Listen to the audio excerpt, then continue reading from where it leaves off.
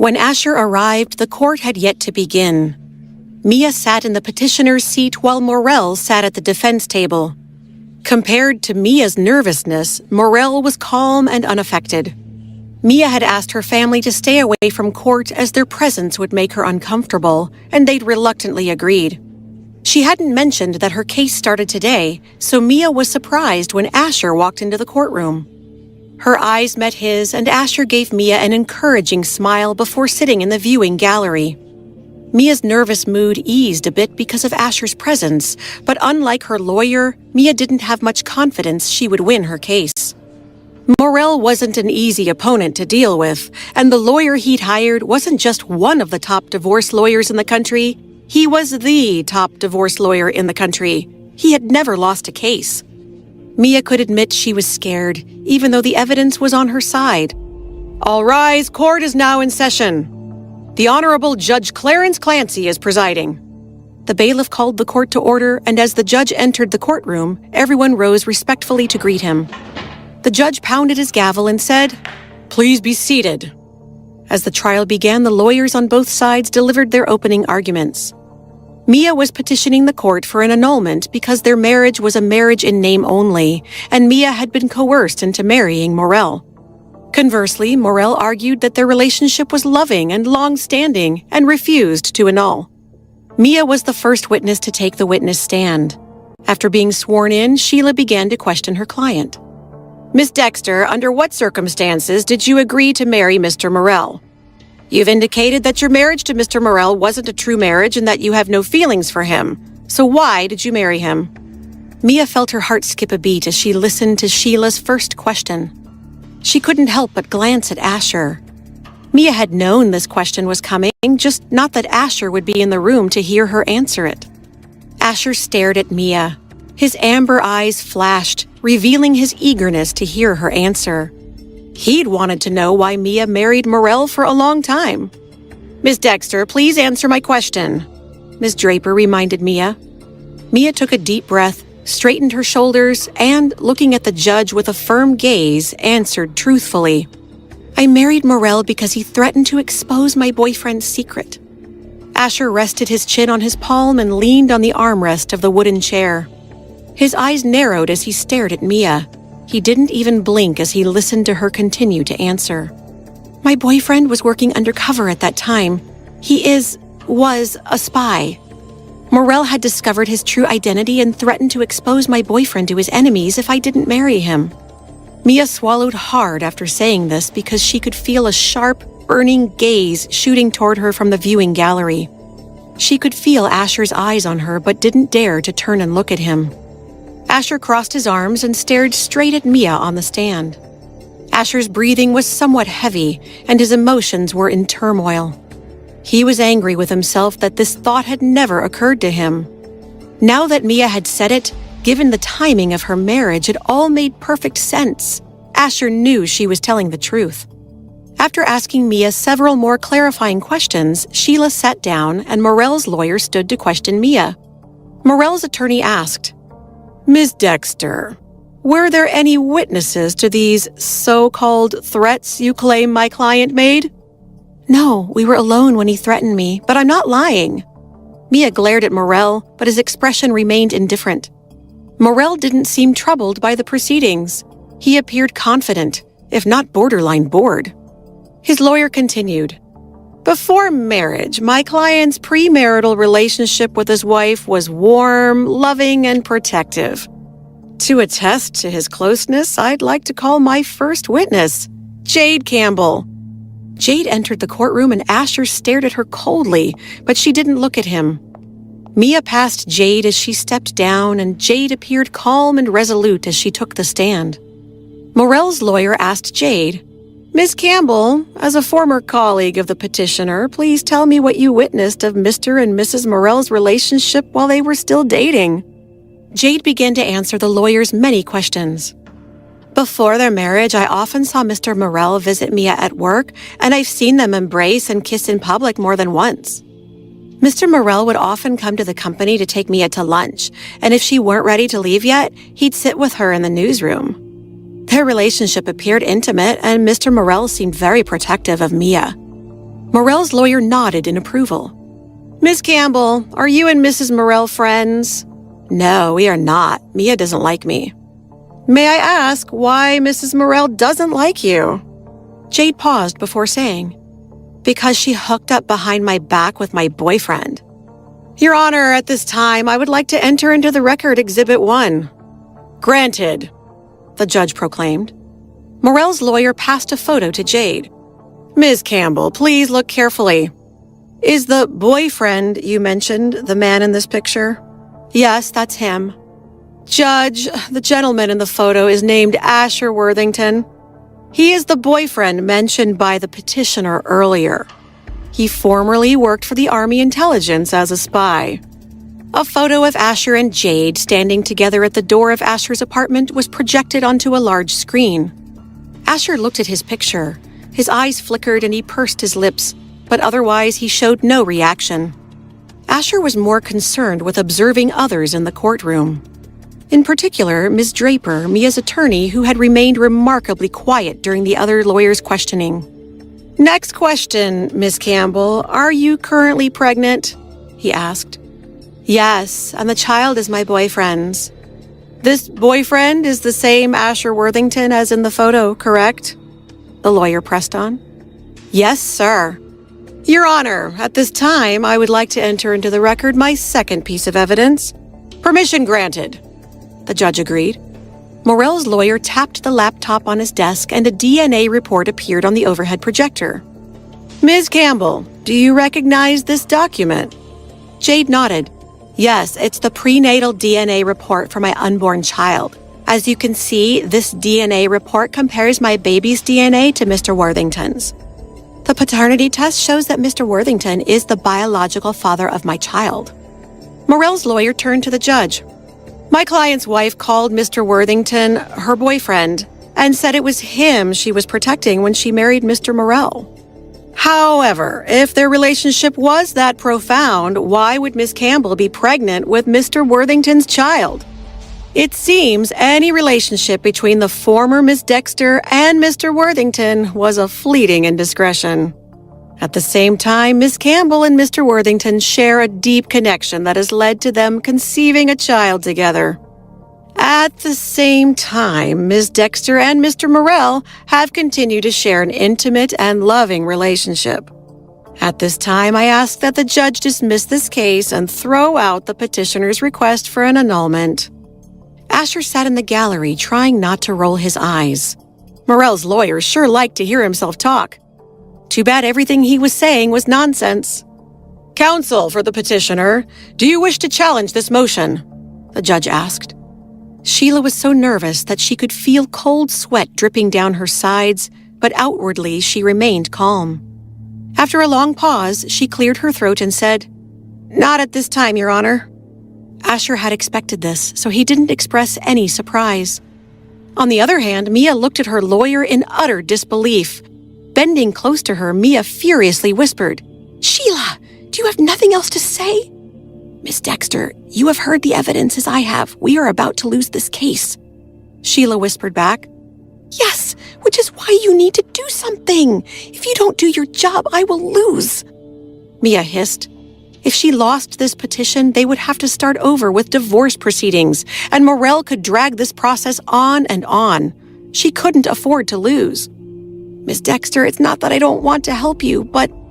Without waiting for Sheila to explain, Mia suddenly stood up and asked the judge herself.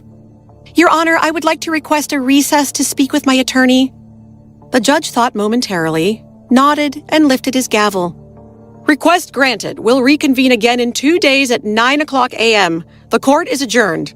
He banged his gavel and rose to leave.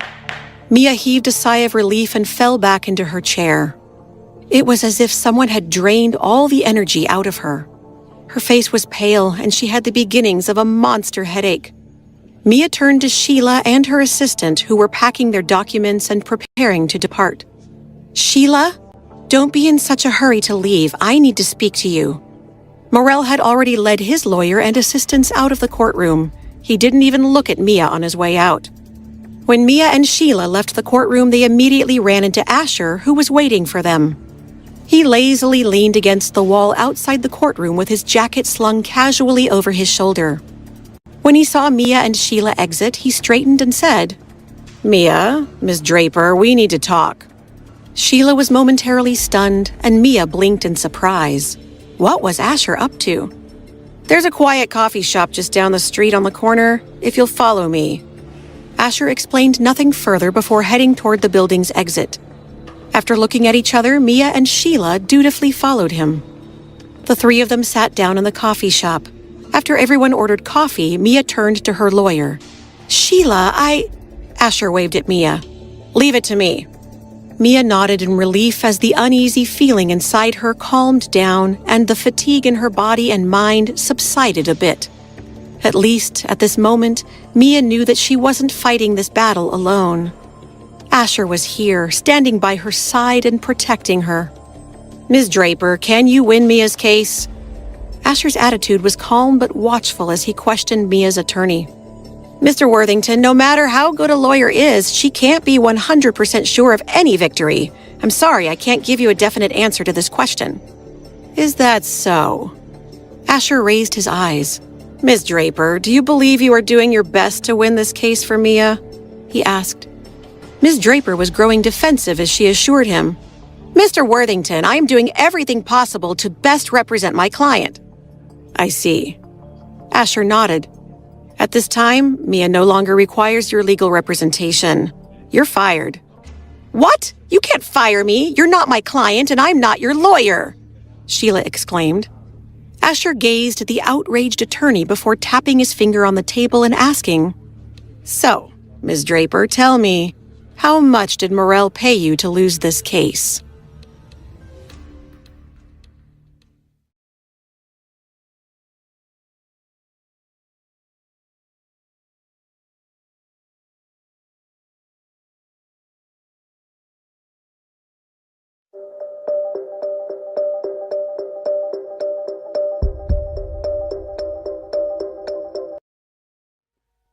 When Asher asked Ms. Draper how much Morrell was paying her to lose Mia's case, her expression abruptly changed from annoyed to horrified. Her face went white as she said, "I don't know what you're talking about. This is slander." Asher was undeterred by her denial. "Feel free to sue me for slander, but you should know you'll lose that case too. After you're convicted of accepting bribes and fraud, getting a judge to believe I'm lying will be impossible. You're looking at jail time, Ms. Draper, and the loss of your professional license after I report you to the Bar Association." Asher pulled out an FBI badge and slapped it on the table. "Ms. Draper, you are guilty of taking a bribe.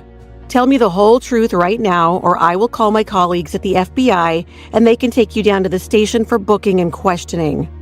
"All right, I admit it, I took Mr. Morrell's money," Sheila cried. Mia and Asher glanced at each other in understanding. Sheila pleaded with Asher, "Agent Worthington, please don't report me. I assume you must know what Morrell is like.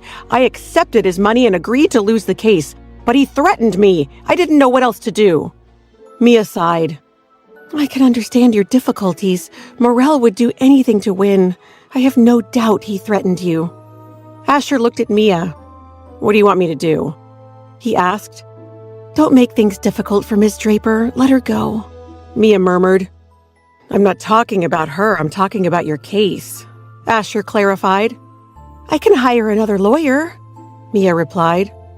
"What's the point? Morrell will just bribe that one as well." Asher turned and waved at Miss Draper. "All right, Miss Draper, you can go. Your services are no longer needed. We'll forget this happened." "Thank you, Agent Worthington," Sheila expressed as she stood up and quickly left before Asher changed his mind. "You really fired her? Now what do I do?" Mia was depressed. She slumped over and rested her head on her hands. "Isn't a bribed lawyer better than no lawyer at all? I can't fight this alone." "Who said you were alone? Don't you still have me?" Asher proclaimed. "Yes, but you're not a lawyer. You're a former army officer turned spy turned gangster turned..." Mia frowned.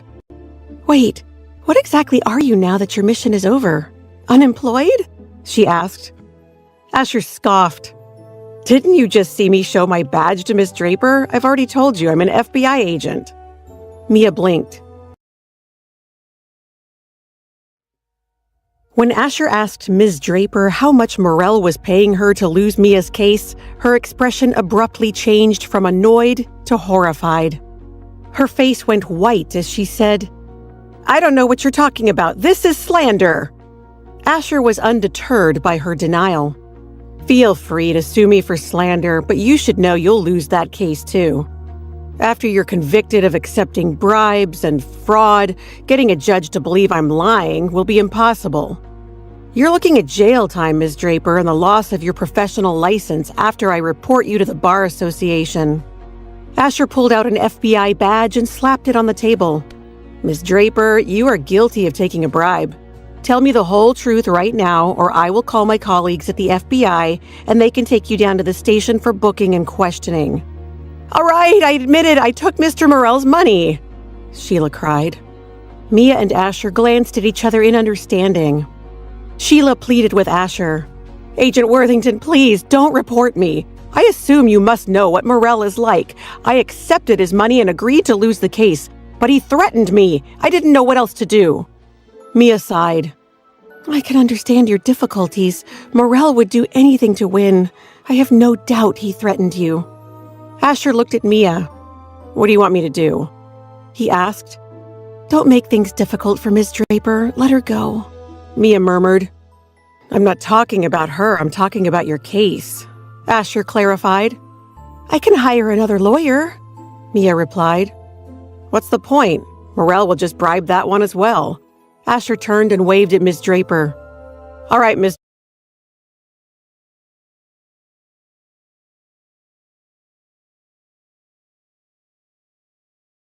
Draper, you can go. Your services are no longer needed. We'll forget this happened."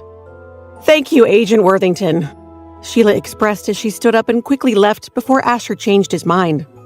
"You really fired her? Now what do I do?" Mia was depressed. She slumped over and rested her head on her hands. "Isn't a bribed lawyer better than no lawyer at all? I can't fight this alone." "Who said you were alone? Don't you still have me?" Asher proclaimed. "Yes, but you're not a lawyer. You're a former army officer turned spy turned gangster turned..." Mia frowned. "Wait, what exactly are you now that your mission is over? Unemployed?" she asked. Asher scoffed.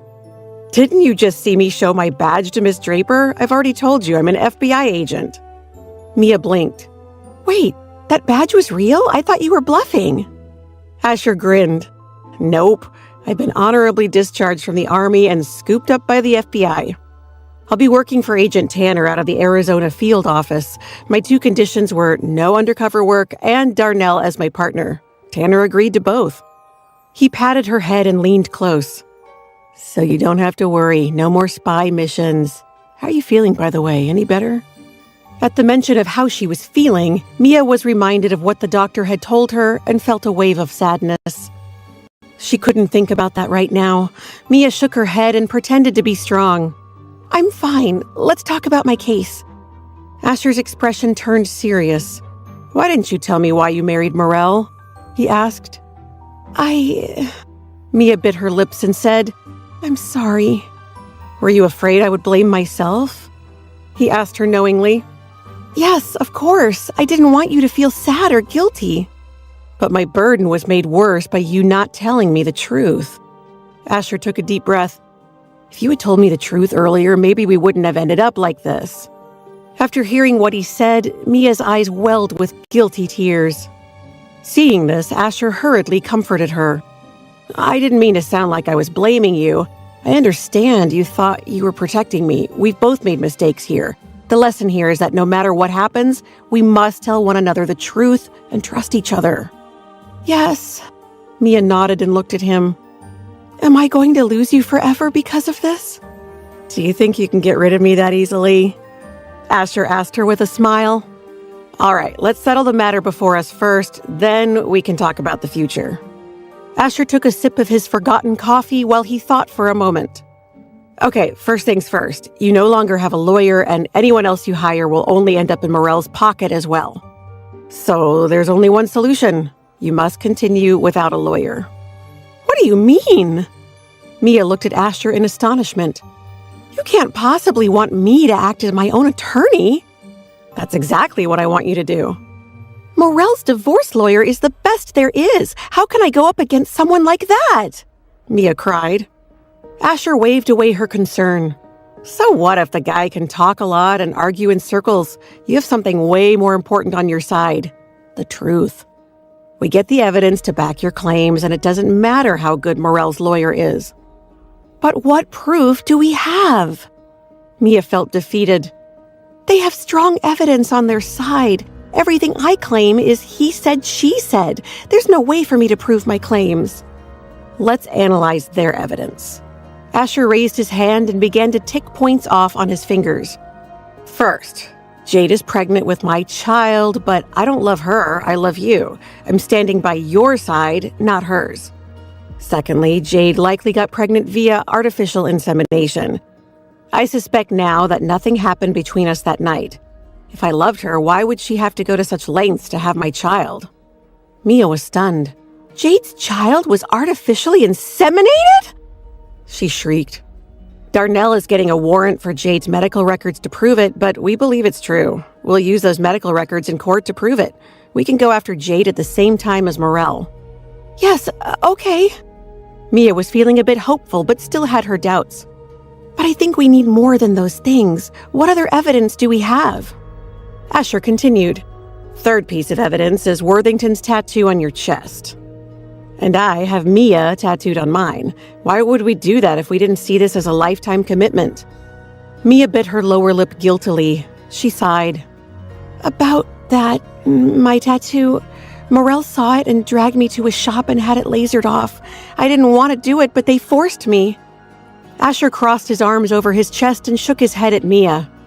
Here I thought I'd found a foolproof solution, but no matter what gift I give you, you still figure out a way to lose it. I didn't do it on purpose, Mia protested. Asher waved his hand and didn't make things difficult for Mia. It's done, forget it. If we need to, we'll get the person who lasered it off to attest to its existence. Any outsiders testifying will only increase your credibility. Finally, there is one fundamental way to prove that a marriage isn't valid. If the husband and wife have never been intimate. When Asher said this, he gazed at Mia meaningfully. This question haunted Asher, and he had to know her answer. Mia gazed into his eyes and told him the truth. Morel and I were never intimate, not before we were married and not after. I was forced to stay with him in his house for a few nights, but we slept in separate bedrooms. His housekeeper could testify to this, but I doubt she will.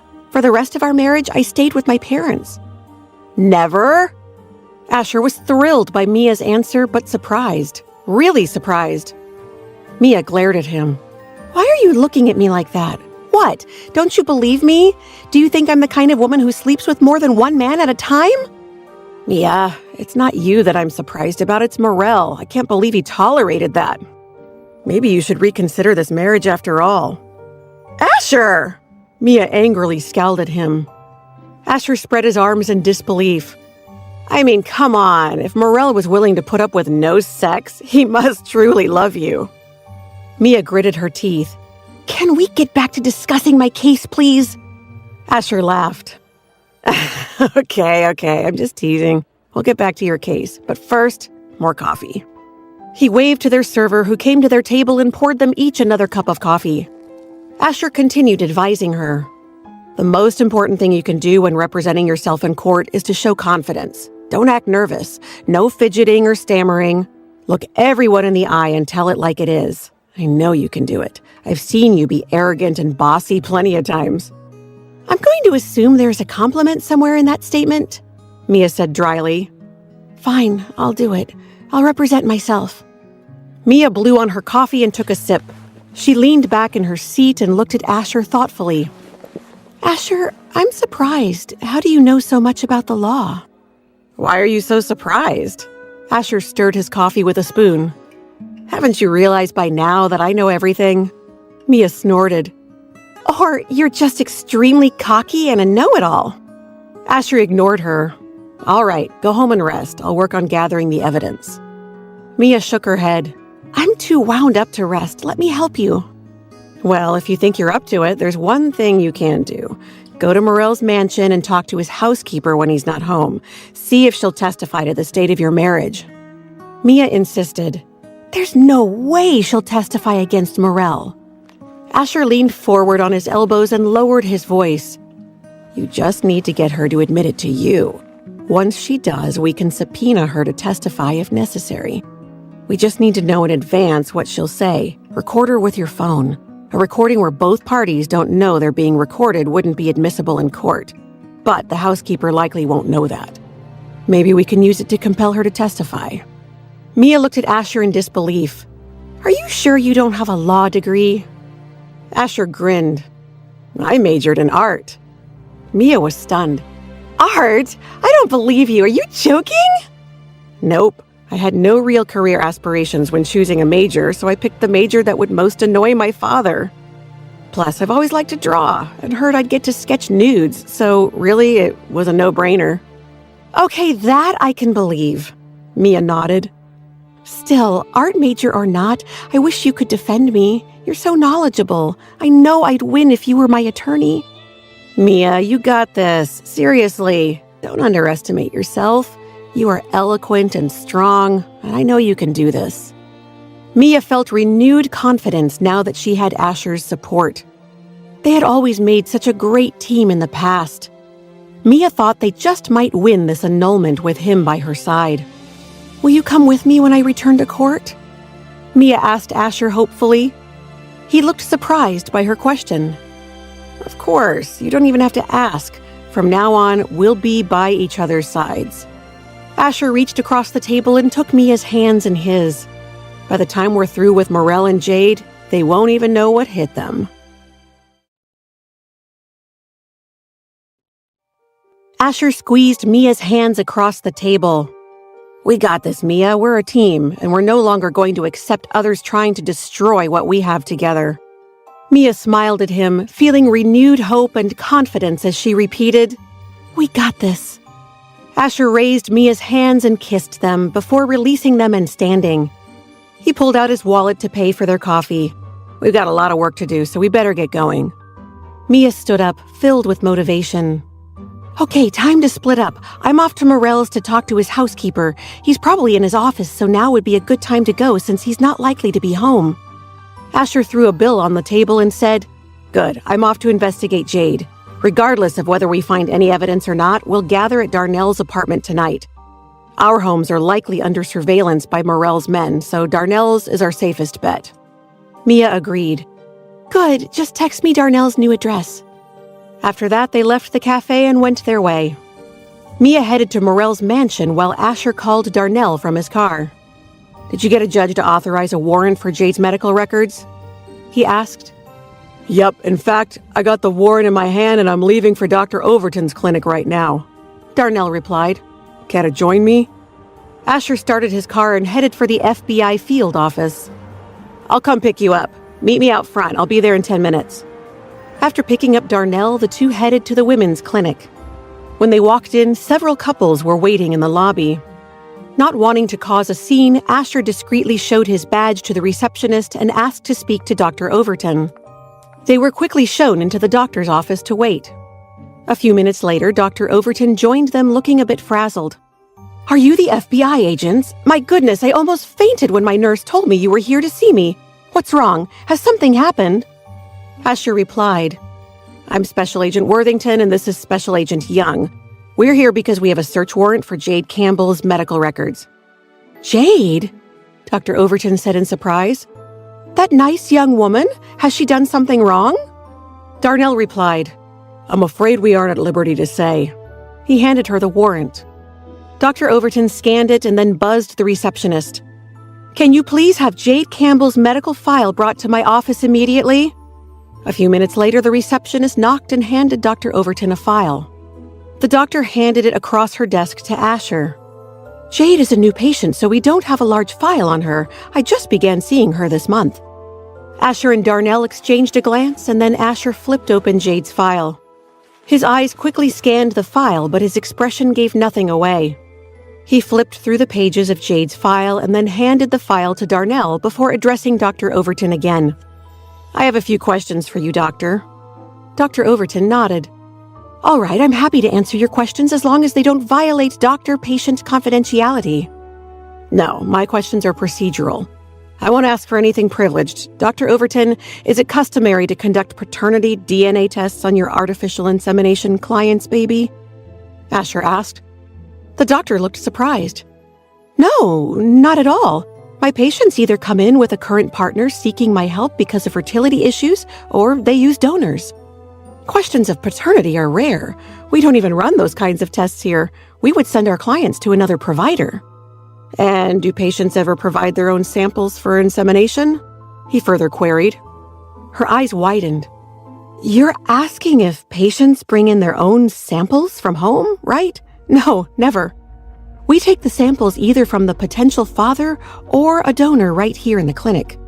The likelihood of a do-it-yourself sample even being viable for insemination would be extremely low. Asher nodded. One more question, Dr. Overton. If a client wishes to use a donor sample, how much choice are they given and what donor they are assigned? Our parameters are narrow, but we do try to accommodate requests for a certain race and basic physical characteristics. Many parents are hoping for a child with similar characteristics to their own. Asher rose. Thank you, Dr. Overton. You've been very helpful. We won't take up any more of your time. Asher and Darnell left with Jade's file in hand and remained silent until they were out of earshot in the car. Then Asher exploded. This is pathetic! The baby's not mine. Jade used a donor sperm. And did you see Dr. Overton's note? The patient requests the donor to have blonde hair, hazel eyes, and be tall and handsome. Jade took a shopping list of my features to this doctor and ordered a baby to look just like me. Darnell shook his head, as appalled as Asher. Well, at least you now know the truth. Nothing happened between the two of you that night. The doctor said a stolen sample wouldn't even work. Jade must have forged the DNA report. Asher's face was dark as he continued to fume as he turned on the car. A remarkably accurate forgery. My DNA, mine, and Jade's child. Something tells me that the information on that report is 100% true. Darnell looked confused. How can that be? Simple. The report's correct, it's the date on it that's not.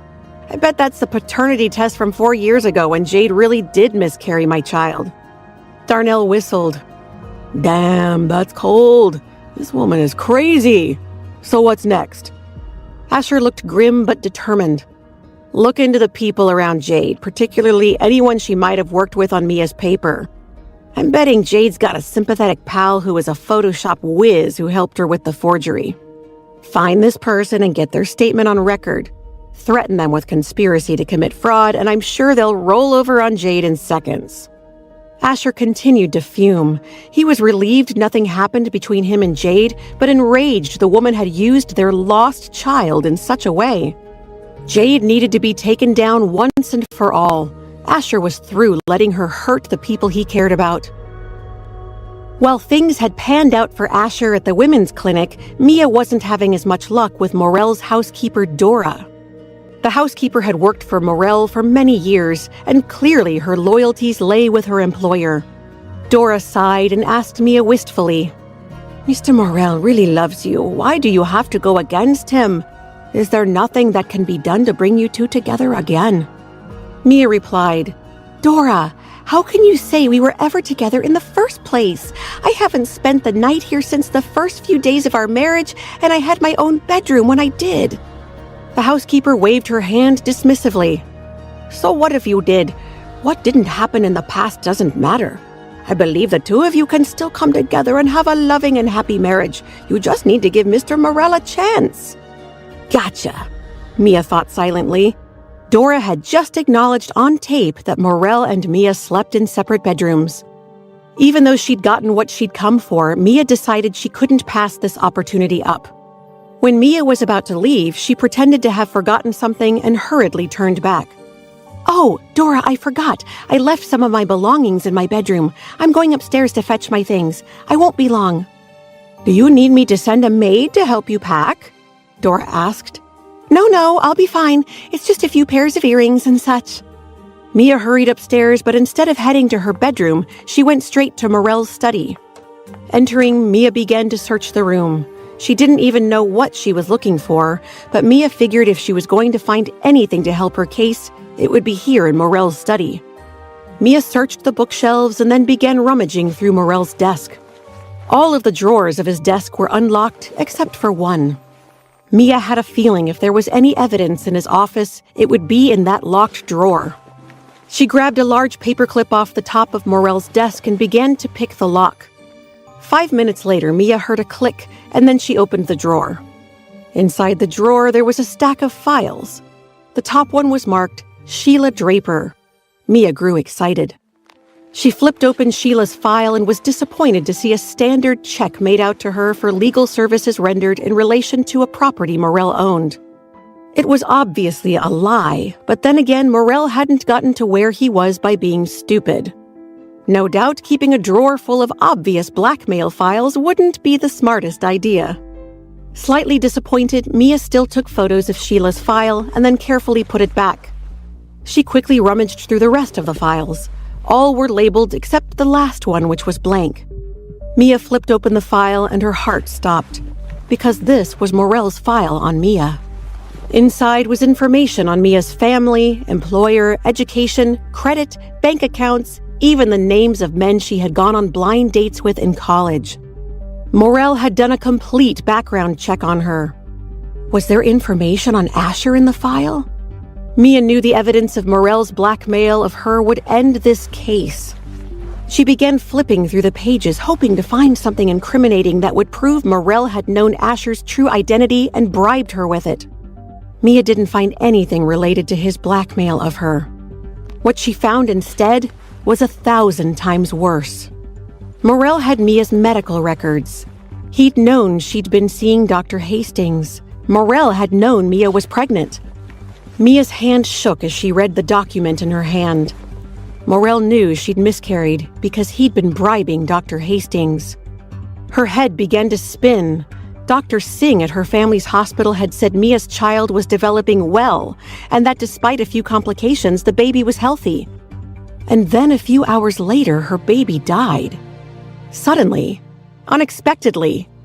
Mia's face was pale and she began to tremble. Her baby had been fine until the day she began taking the medicine Dr. Hastings had given her. Had Morell paid Dr. Hastings to terminate Mia's pregnancy? Mia's grip on the file was so tight her knuckles turned white. She sucked in a breath and tried to cry, but it was impossible. Her heart was in so much pain that even her tears had dried up. Mia tried her best to calm herself down and quickly fished out her phone. She turned on the camera function and began to snap photos of the file pages. She had to retake a few because her hand was shaking so much, but she finally finished. She attached them to an email and quickly sent them to Asher. Mia began replacing the contents of the drawer and was just about to lock it again when... "What are you doing?" a cold voice asked. Mia looked up and saw Morell.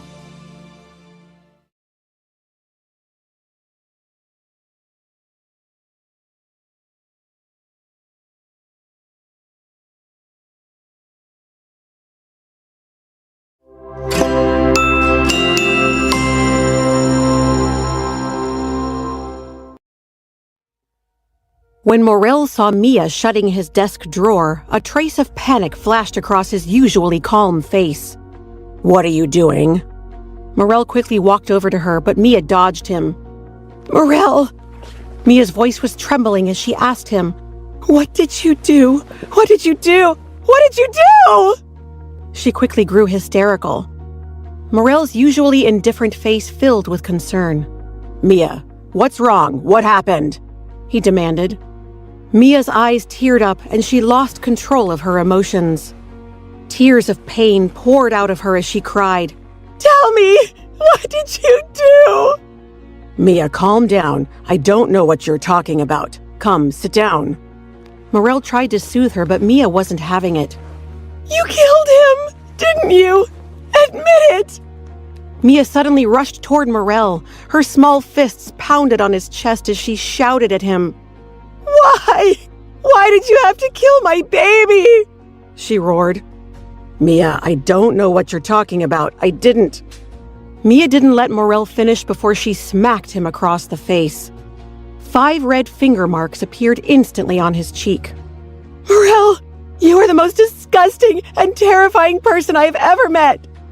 Any man who could kill a child is no man at all. You are evil and despicable." Mia headed for the door, but a strong arm hooked her from behind and pulled her back into Morel's chest. "Mia, listen to me. I love you. I wouldn't do this." Mia spun around and slapped the other half of his face. She sneered. "Do you expect me to believe that when you have Dr. Hastings on your payroll? I don't want your love. Your love disgusts me. I will never forgive you for this. Never."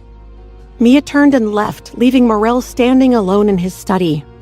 The expression on Morel's face as he watched Mia walk away was dark, grim, and deadly. When Mia left Morel's mansion, she headed straight to her family's hospital. After confirming her worst fears, the dazed Mia left the hospital and headed for Darnell's apartment. She faintly knocked on the door. When Franny opened it, she was shocked when she saw Mia's current state. "Mia, what's the matter? You're scaring me." Mia's face was deathly pale and her eyes were dull and lifeless. She walked through the door and then Mia's world went black. She fainted. Franny managed to grab Mia just before she hit the floor.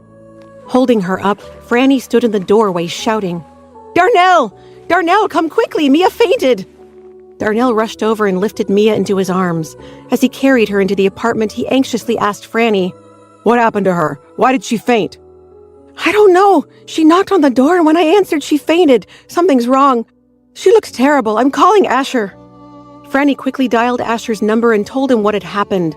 Asher immediately rushed to Darnell's apartment. When he arrived, Mia was still lying on the bed, asleep. Her face was white and she looked so fragile. The last few weeks had taken their toll and she'd lost too much weight.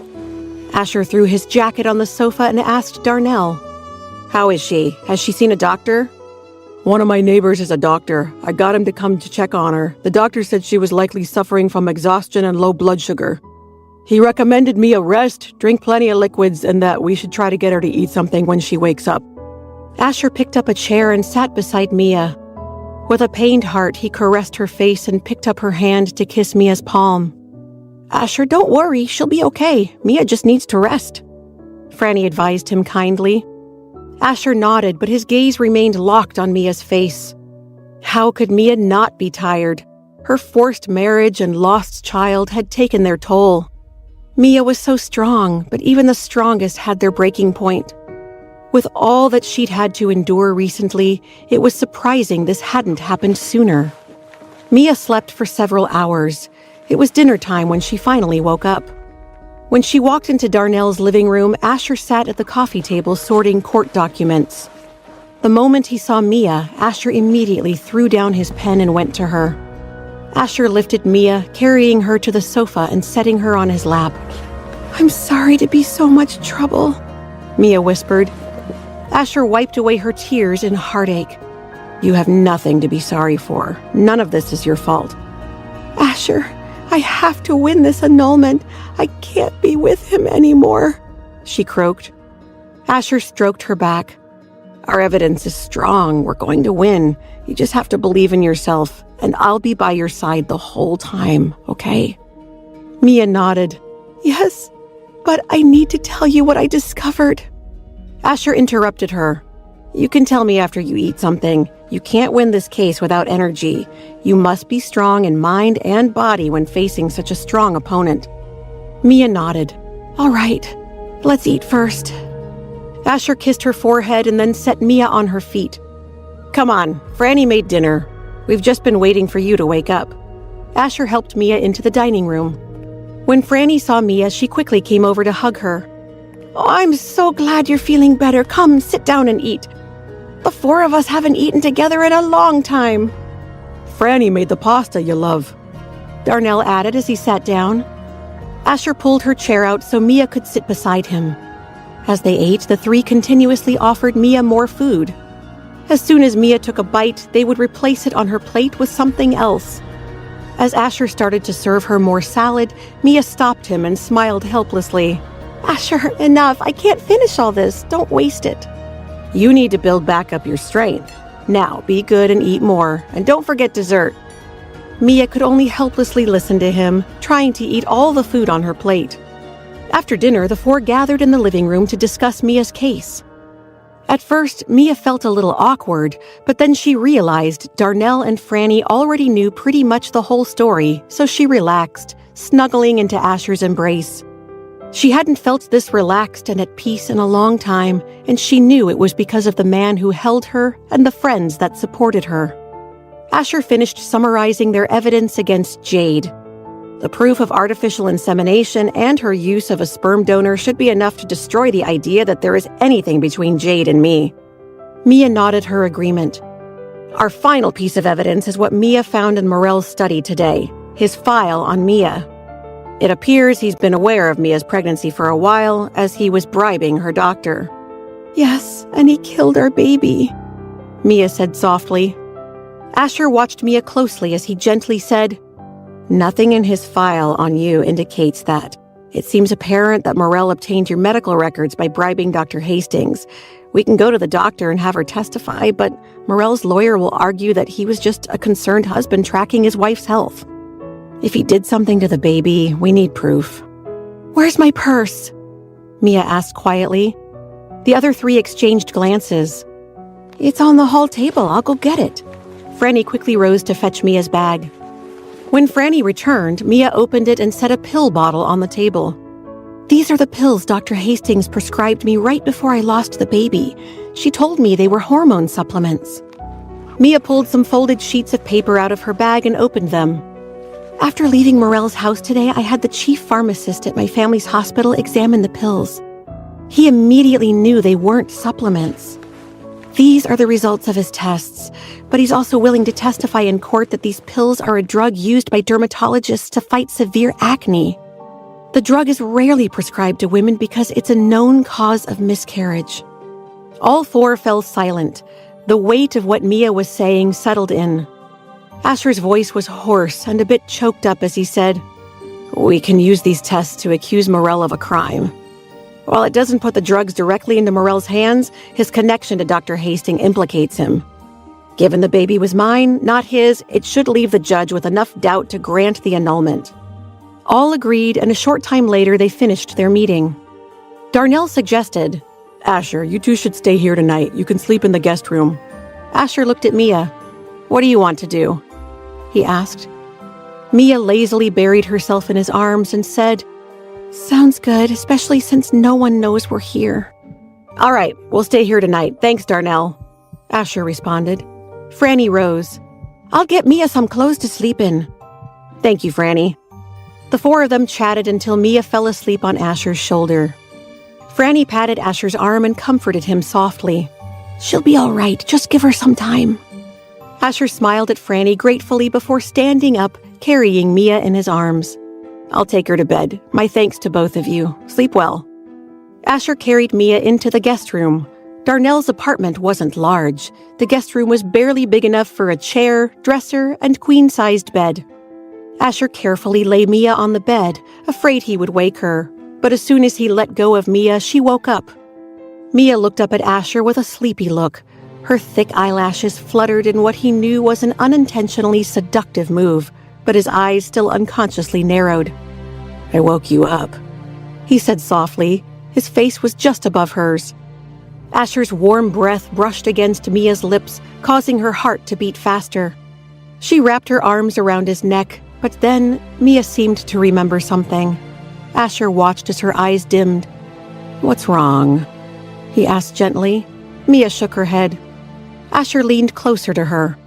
"Mia, I know this has been incredibly hard on you. I know the pain in your heart seems unbearable, but it will get easier. You never get over losing someone you love, but you will learn to live with it. The best thing we can do to honor those no longer with us is to live a good life in their name." When Mia heard Asher's words, her eyes teared up again. Her heart couldn't help but ache when she thought of their baby. And her hatred and anger towards Morell seemed beyond words. Asher lowered his head and kissed her teary eyes. "We will have plenty of chances in the future to become parents." This sentence caused Mia's delicate body to stiffen as her face paled. She shook her head. The doctor said that my uterine walls are thin and that after this it may be near impossible for me to conceive again. Asher paused briefly, caught off guard by what she'd said. Then he kissed Mia's nose. Near impossible doesn't mean impossible. I have faith in our abilities. Mia knew he was trying to make her feel better, so she asked, But what if it doesn't happen? What then? She took a deep breath and shook her head. Even if you don't care, your parents will. You're an only child. Your children would be their only grandchildren. Mia grabbed Asher's shirt. After my case is over, we should take some time alone. Asher raised his brow. Can I interpret the meaning behind those words as you breaking up with me? He asked. Mia tried to hide the pain in her heart. Yes, it's for the best. Asher snorted. Surprisingly, he wasn't angry. He smiled. Mia, this is the third time you've broken up with me, or is it the fourth? I've lost track. Regardless, until you, no woman had ever broken up with me, and now you can't stop. Perhaps this is my penance for breaking so many hearts before you stole mine. Mia tried again. Asher, I'm being serious. We should break up. I can't give you children. Asher looked exasperated. I'm being serious too. Enough with the breaking up, Mia. It's not happening, so just forget about it. I'm not going anywhere. Suddenly serious, Asher cupped Mia's cheek as he gazed into her eyes. There's only one thing I know for certain. I can't live without you. Everything else, we'll figure it out.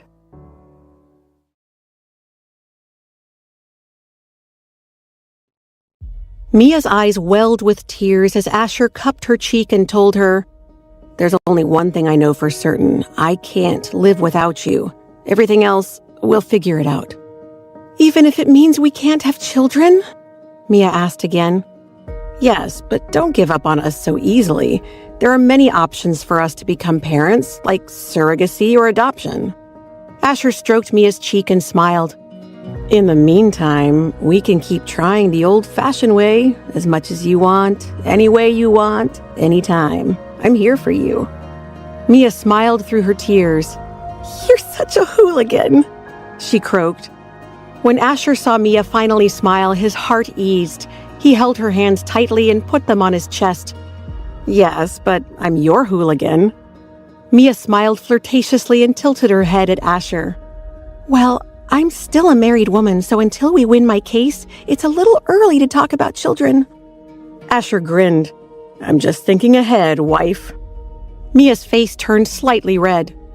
I'm not your wife yet, she snapped. Asher shrugged. Technicality. One way or another, you will be. Mia's fingers fidgeted with the buttons on his shirt. What will your parents think of all this? How they must hate me for marrying another man. No way. They love you. It doesn't matter. Asher answered Mia without hesitation. Asher pulled out his cell phone and dialed. Mia's eyes widened as she asked, Who are you calling? Before Asher could answer her, someone answered his call. Hey, Mom, I'm here with Mia and she wants to talk to you. Mia waved her hands frantically in a panic, trying to get him to hang up. Asher smiled evilly. Yes, she's right here. I'll put her on. Asher held the phone up to Mia's ear. Mia was tongue-tied, but then she heard Lorraine saying, Mia? Mia, is that you? Are you with Asher now? He told us the whole story. Oh, you poor thing. I can't believe what you've endured these past few weeks. Mrs. Worthington, Mia began, but was cut off by Lorraine. When's your next court date? She asked Mia in concern. The day after tomorrow, Mia responded. I'm so nervous. Don't worry, you can do this. I know this will all work out with Asher there with you, Lorraine assured her. Asher raised his eyebrows in surprise. He had never heard his mother express such confidence in him. We made him tell us all the details, and his dad and I believe you have a solid case for annulment. Asher wants to win this case as much as you do. Just remain calm and cool while you're up there defending yourself. No fidgeting or stammering. As Lorraine continued advising her, Mia glanced at Asher, who was silently laughing. She smacked his arm and he responded by kissing her cheek with a grin. Mia shyly pushed him away as she heard Lorraine say, "Mia, once this is settled, you must come for a visit. I'll cook delicious food and you can meet the rest of the family. I know they will love you as much as we do."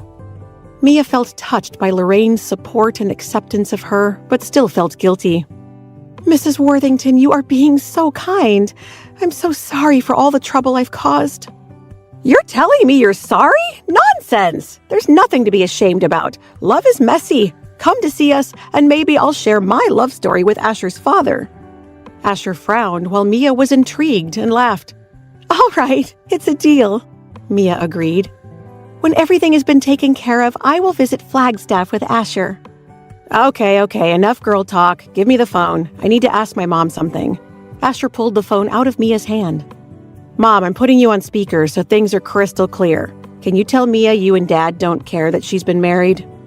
Mia was speechless. She slapped his chest and glared at him. Lorraine replied seriously, "Mia, you have been my chosen daughter-in-law since the day we met. Frankly, I blame Asher for this. He should have married you immediately versus letting some other man blackmail his way in there." "Hey, why is everything always my fault?" Asher asked indignantly. "Because things are so often your fault, it's easier to assume everything is," his mother replied smugly. "Okay, so everyone's happy and forgiven and everything's my fault. Good call." Asher rolled his eyes. "It's getting late, Mom. We're going to bed now. Bye." "Goodbye. Talk soon, Mia." "Mom." "You too, Asher. Bye." Asher tossed his phone onto the nightstand and pulled Mia off the bed so they could remove the covers. Mia helped him fold back the comforter and felt an indescribable warmth. For some reason, such a simple action comforted her heart. She had missed this feeling while they'd been apart. They climbed in bed together. Asher wrapped his arms around Mia, and she sighed contentedly. He hugged her so tightly she couldn't move and began to rain kisses down on her, nuzzling her neck and making her giggle. "That tickles!" Mia laughed, which only served to encourage Asher more. The two laughed as Asher rolled, pulling Mia underneath him. He gazed down at her. "Been a long time since I've seen you smile like this." Mia's heart skipped a beat as heat filled her. She slightly raised her eyebrows and said, "Because it's been a long time since someone has made me smile like this." Asher lowered his head and nuzzled her nose with his lovingly. "Sorry, I should have thought of a way to clear up everything from the beginning." "Stop apologizing." Mia reached up and pressed her fingers against his lips. "There will be no more sorries between us. It's done." Asher lowered his head and slowly kissed Mia's lips. Nothing else mattered as they got lost in each other's arms. Forgetting their worries, they cherished the present, knowing that whatever happened in the future, they would face it together. 2 days later, Asher and Mia walked into the courthouse lobby. Before entering, Mia nervously took deep breaths. "What do I do? I'm so nervous. My hands are so sweaty," she murmured. Asher patted Mia's cheek. "You did great in our mock trial last night. Just ask the questions as you did then and remember to be confident and strong." "All right." Mia shook her hands, bouncing up and down on her toes as if she were a boxer getting a pep talk before entering the ring. Asher kissed her on the cheek and handed a briefcase to her. "You got this, Mia." Mia nodded and repeated, "I got this." Asher would enter the courtroom through a separate entrance since he was a spectator. Mia walked to the participants' entrance and filed through the security checkpoint. She heard a commotion while waiting for the elevator to the 4th-floor courtroom. Turning her head, she saw Morrell entering with his army of men in black. Mia sucked in a breath. The elevator doors opened and Mia darted inside. Mia exhaled in relief as the doors began to close, and then a large hand stopped the closing door and Morrell slipped inside with her. He released the door and the two were now alone. As they faced each other, the disgust on Mia's face was apparent. Morrell's cold eyes narrowed as he hit the button which stopped the elevator and forcefully pulled Mia into his embrace. His arms tightened around her as he said, "You need to hear me out." "I don't need to do anything for you," Mia spat, struggling in his arms. "I apologize for spying on you, but I swear." Mia's bone-chilling laughter cut him off as she yanked herself out of his arms. "Morel, you killed my child and think an apology will suffice?" "Mia, listen to me!" Morel growled and raised his voice in a rare show of anger and frustration. "I didn't do anything to your baby. I'm sorry you lost the child, but these things happen." "These things happen? Are you serious?" Mia shouted. "What? So Dr. Hastings just decided to abort my baby all on her own? Even though she was on your payroll, you expect me to believe you had nothing to do with it?" Mia slammed the button, restarting the elevator with her fist. Morel stiffened. "How did Dr. Hastings abort the child?" Mia hissed. "What? She didn't tell you? Too gruesome for you to hear the details?" "Dr. Hastings told me she was prescribing a hormone supplement, but instead gave me an acne drug that makes women miscarry. You'll be happy to know you got your money's worth. Her plan worked seamlessly." Morel's eyes flashed with emotion as he stared at Mia. The doors began to open. Mia glared coldly at Morel.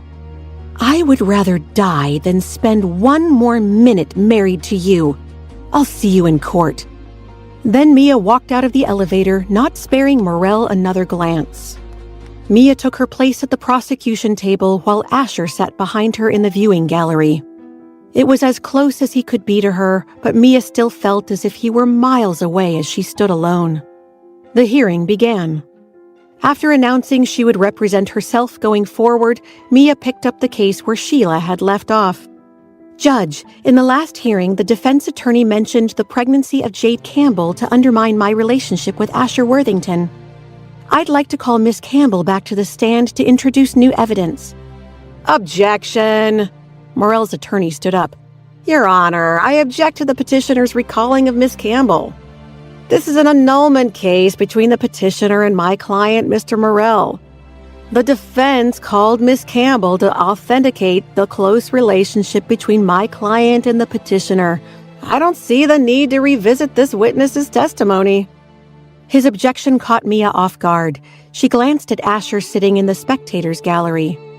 He nodded at Mia, encouraging her to continue. Asher's confidence gave Mia the strength she needed. Mia turned back to face the judge. "Your Honor, the defense also used Miss Campbell's testimony to undermine my close relationship with Mr. Worthington. My relationship with Mr. Worthington is relevant to my annulment case as it demonstrates my lack of intimacy with the defendant." "Overruled. You may continue." Mia heaved a sigh of relief as she said, "I call Jade Campbell to the witness stand." Soon, Jade was sworn in under oath and seated on the stand. Mia unhurriedly turned on her laptop and projected an image onto the overhead screen. When she saw the document, Jade's face went white. Morel's attorney glanced at Morel, but his client was barely paying attention. His thoughts appeared elsewhere. Mia faintly smiled as she said, "This is a copy of Miss Campbell's medical records, lawfully obtained under a search warrant and verified by her doctor. What you see here are records that Miss Campbell was artificially inseminated with donor sperm several weeks ago. If you read the notes highlighted in yellow, you'll see Miss Campbell specifically requested a donor that was blonde with hazel eyes, tall and handsome, which accurately describes Mr. Worthington. My question for Miss Campbell is, if your relationship with Mr. Worthington was as close as you claim it to be, why would you need to resort to such extraordinary measures to conceive his child?" "Objection!" Morel's lawyer stood again. "This case has nothing to do with the feelings between Mr. Worthington and Miss Campbell." Mia quickly retorted, "The lack of feelings between Miss Campbell and Mr. Worthington helps prove my close relationship with Mr. Worthington. A relationship that was close enough that I'd be willing to sacrifice myself by marrying Mr. Morel to save him." "Overruled. You may continue." Mia maintained her faint smile as she asked Jade, "Miss Campbell, please answer my question." Jade clenched her hands tightly in her lap, not daring to look at anyone. "Miss Campbell, please answer my question. Why would you resort to such extraordinary measures to conceive Mr. Worthington's child if your relationship was close?" Mia asked again, slightly louder. Jade quickly shook her head. "No." "No?" Mia's attitude became more domineering as she turned to the judge. Your Honor, please instruct the witness to answer my question in full. The judge turned toward the witness stand. Miss Campbell, I have to remind you that you are under oath and compelled to tell the truth. Please answer the question. Asher chuckled to himself. He had known Mia could do this. Hearing this, Jade panicked even more. We were broken up at the time, Mia replied. So, since you were broken up, artificial insemination was your only way to conceive a child? Yes, Jade said glumly. And did you tell Mr. Worthington the child was his in the hope that he'd marry you? Yes, Jade answered softly. And this is why you requested a donor resembling Mr. Worthington, so he'd believe the baby was his? Jade bit her lower lip and nodded. Yes. Mia revealed a victorious smile. And you did all this because you knew Mr. Worthington didn't love you, he loves me, correct? Jade finally raised her eyes and glared at Mia as she begrudgingly answered, yes. Mia beamed at the judge, saying, I have no further questions, Your Honor. The witness may be excused.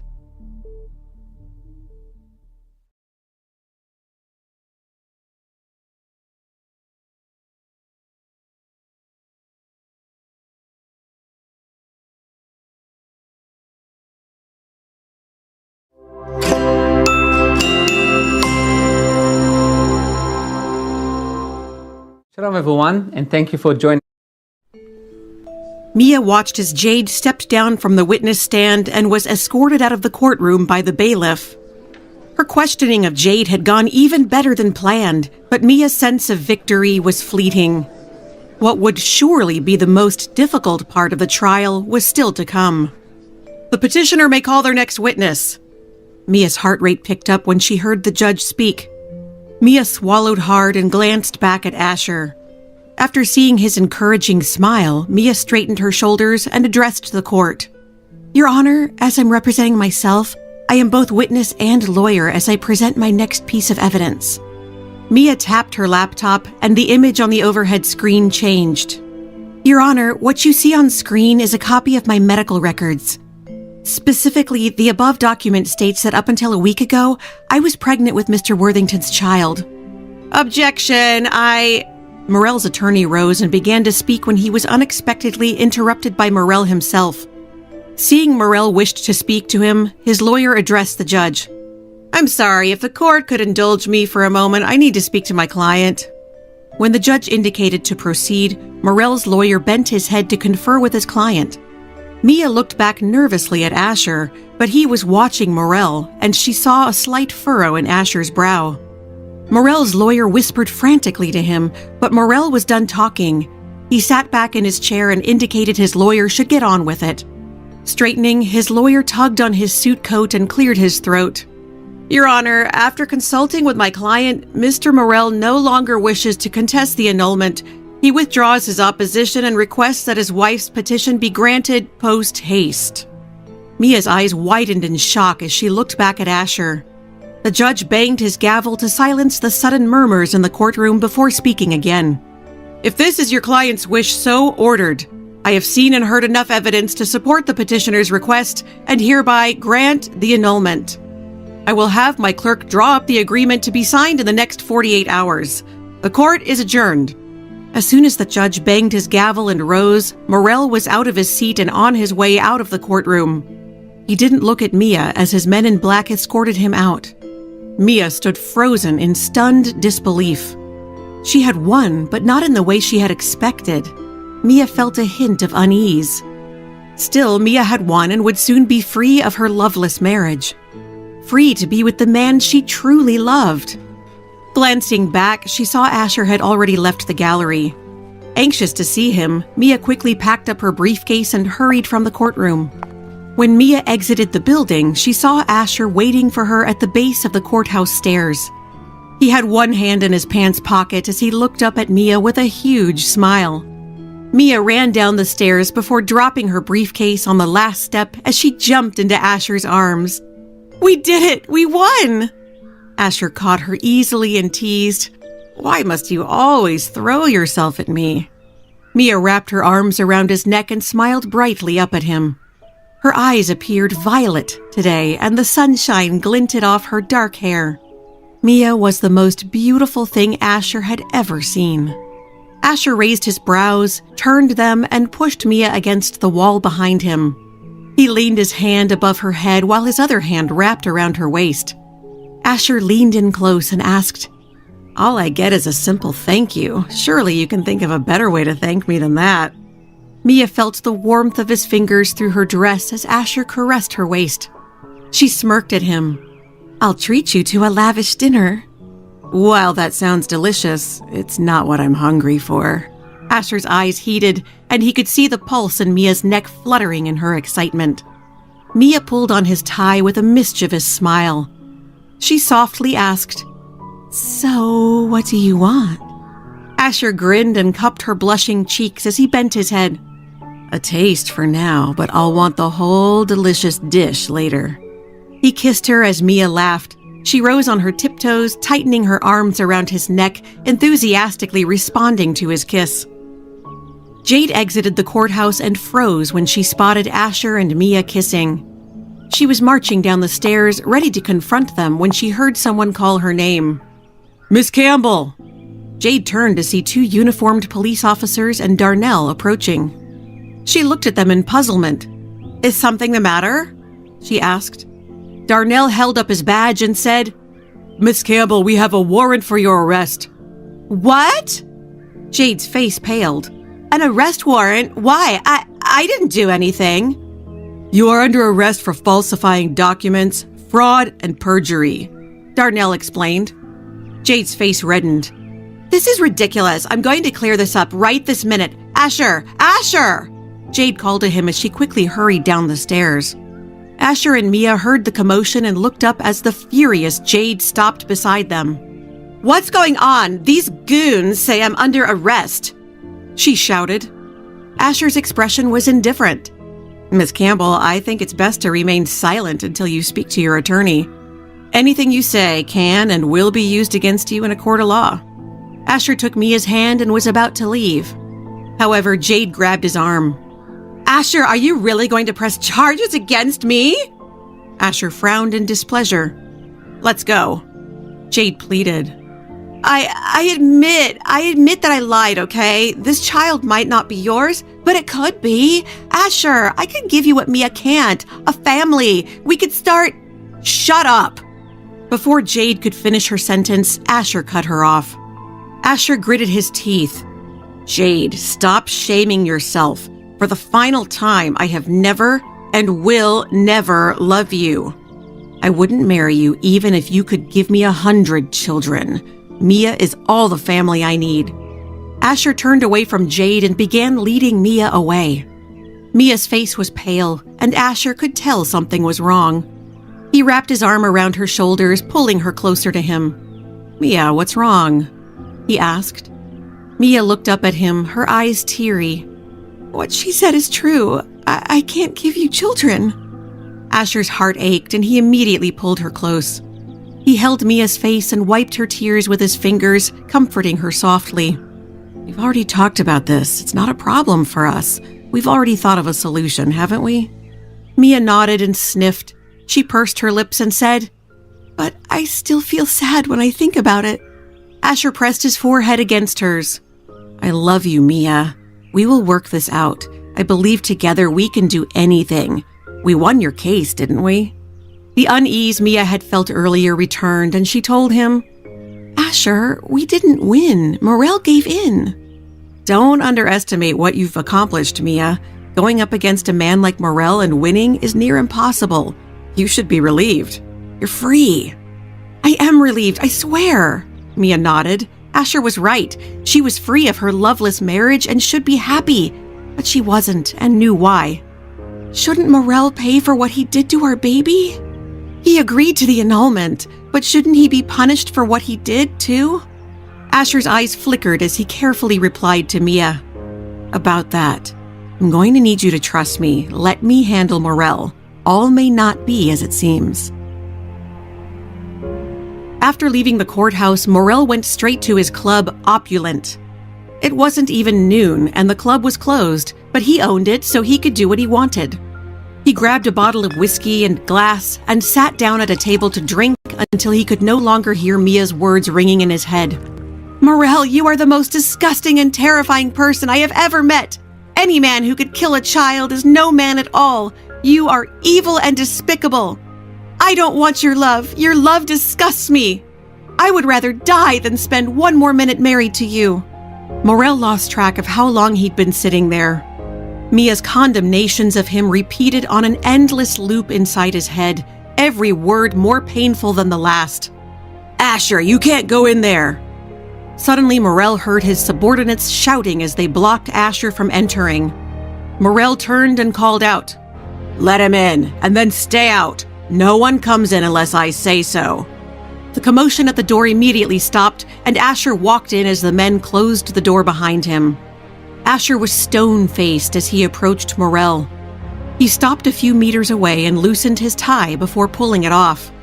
Next came Asher's suit jacket, which he threw on the floor before beginning to roll up his shirt sleeves. Morel downed the rest of his whiskey, set the glass down, and stood. Silently, he pulled off his own jacket and tie before removing his cufflinks to roll up his sleeves. Morel moved closer to Asher, stopping before him. He looked Asher in the eye, but remained motionless, indicating Asher should go first. Asher's punch landed squarely in Morel's handsome face. Morel staggered back 2 steps, but remained on his feet. And then it was on. Morel lunged for Asher, and the 2 men crashed to the floor, fists flying, feet kicking. They rolled across the floor, viciously attacking one another. It was a fair fight, each equally fueled by their own rage and frustration. Tables smashed, chairs cracked in 2, and the mirror over the bar shattered, but neither man stopped. The 2 fought for nearly half an hour until they finally collapsed on the floor, exhausted. Their chests violently heaved as each sought to catch their breath. They lay on the floor for a long time until Asher finally spoke. "Who was it?" "Yuri." Morel immediately replied. "Why?" Asher asked.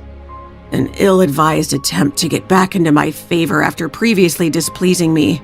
Yuri was my contact with Dr. Hastings. When he gave her the order, she thought it was coming from me." "Do I need to issue an arrest warrant for him?" Asher questioned. There was a slight pause before Morel replied, "The situation is being handled. Yuri won't be bothering anyone again." Morel sat up, resting one arm on his knee, and Asher followed suit, wiping the sweat off his brow. Morel looked at Asher and said, "I don't claim to be a good man, but I would never harm an innocent child, especially the child of the woman I love." Asher nodded at Morel, who then said, "You don't seem surprised." "Because I'm not," Asher said. "I could see how all the evidence pointed to you, but something never felt right. You had the opportunity to kill me multiple times, but didn't, and I believe that was because you didn't want to hurt Mia. If you couldn't kill me, I couldn't see you killing Mia's baby." Morel nodded. "Well, you win. She loves you and hates me. I'll explain it to her," Asher replied. Morel waved his hand in defeat. "No, don't bother. This happened because I forced Mia to marry me. It's right that she hates me. But you're not the villain of this story, Morel. Mia's alive today because of you, which still means something to her even now, as it does me." Asher stood and ran his hand through his messy hair as Morel rose and dusted off his torn pants. They looked at each other, and Asher said, "I may not hate you, Morel, but I still don't like you. I hope you know this isn't the start of some bromance between us." Morel had the barest trace of a smile as he replied, "I can assure you the feeling is mutual. Don't invite me to the wedding." Asher picked up his jacket from where he'd thrown it on the floor, slung it over his shoulder, and walked out as Morel sat down to pour himself another drink.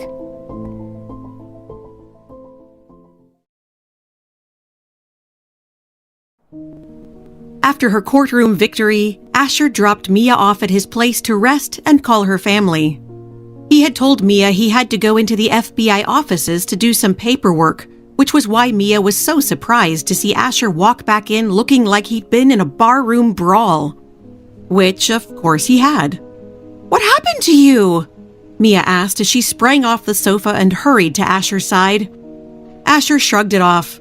It's nothing, just a few bumps and bruises. No bullet wounds this time, I swear. Stop joking around. Sit down so I can clean you up, and then you can tell me what's going on, she snapped. Asher dutifully sat on the sofa while Mia fetched the first aid kit, water, and towels. As she began to clean Asher's bruised knuckles, Mia frowned. Tell me what happened, she demanded. So Asher did. Asher relayed all that had happened when he'd gone to see Morel. He told her about his grudge match with Morel, Yuri's role in the baby's death, and Morel's innocence. When Asher finished, Mia was very quiet. After a long silence, Mia finally said, I don't know what to say. I'm still furious with Morel over our forced marriage, but I once considered him my friend and savior. I'd be lying if I said I wasn't relieved that it wasn't him that killed our baby.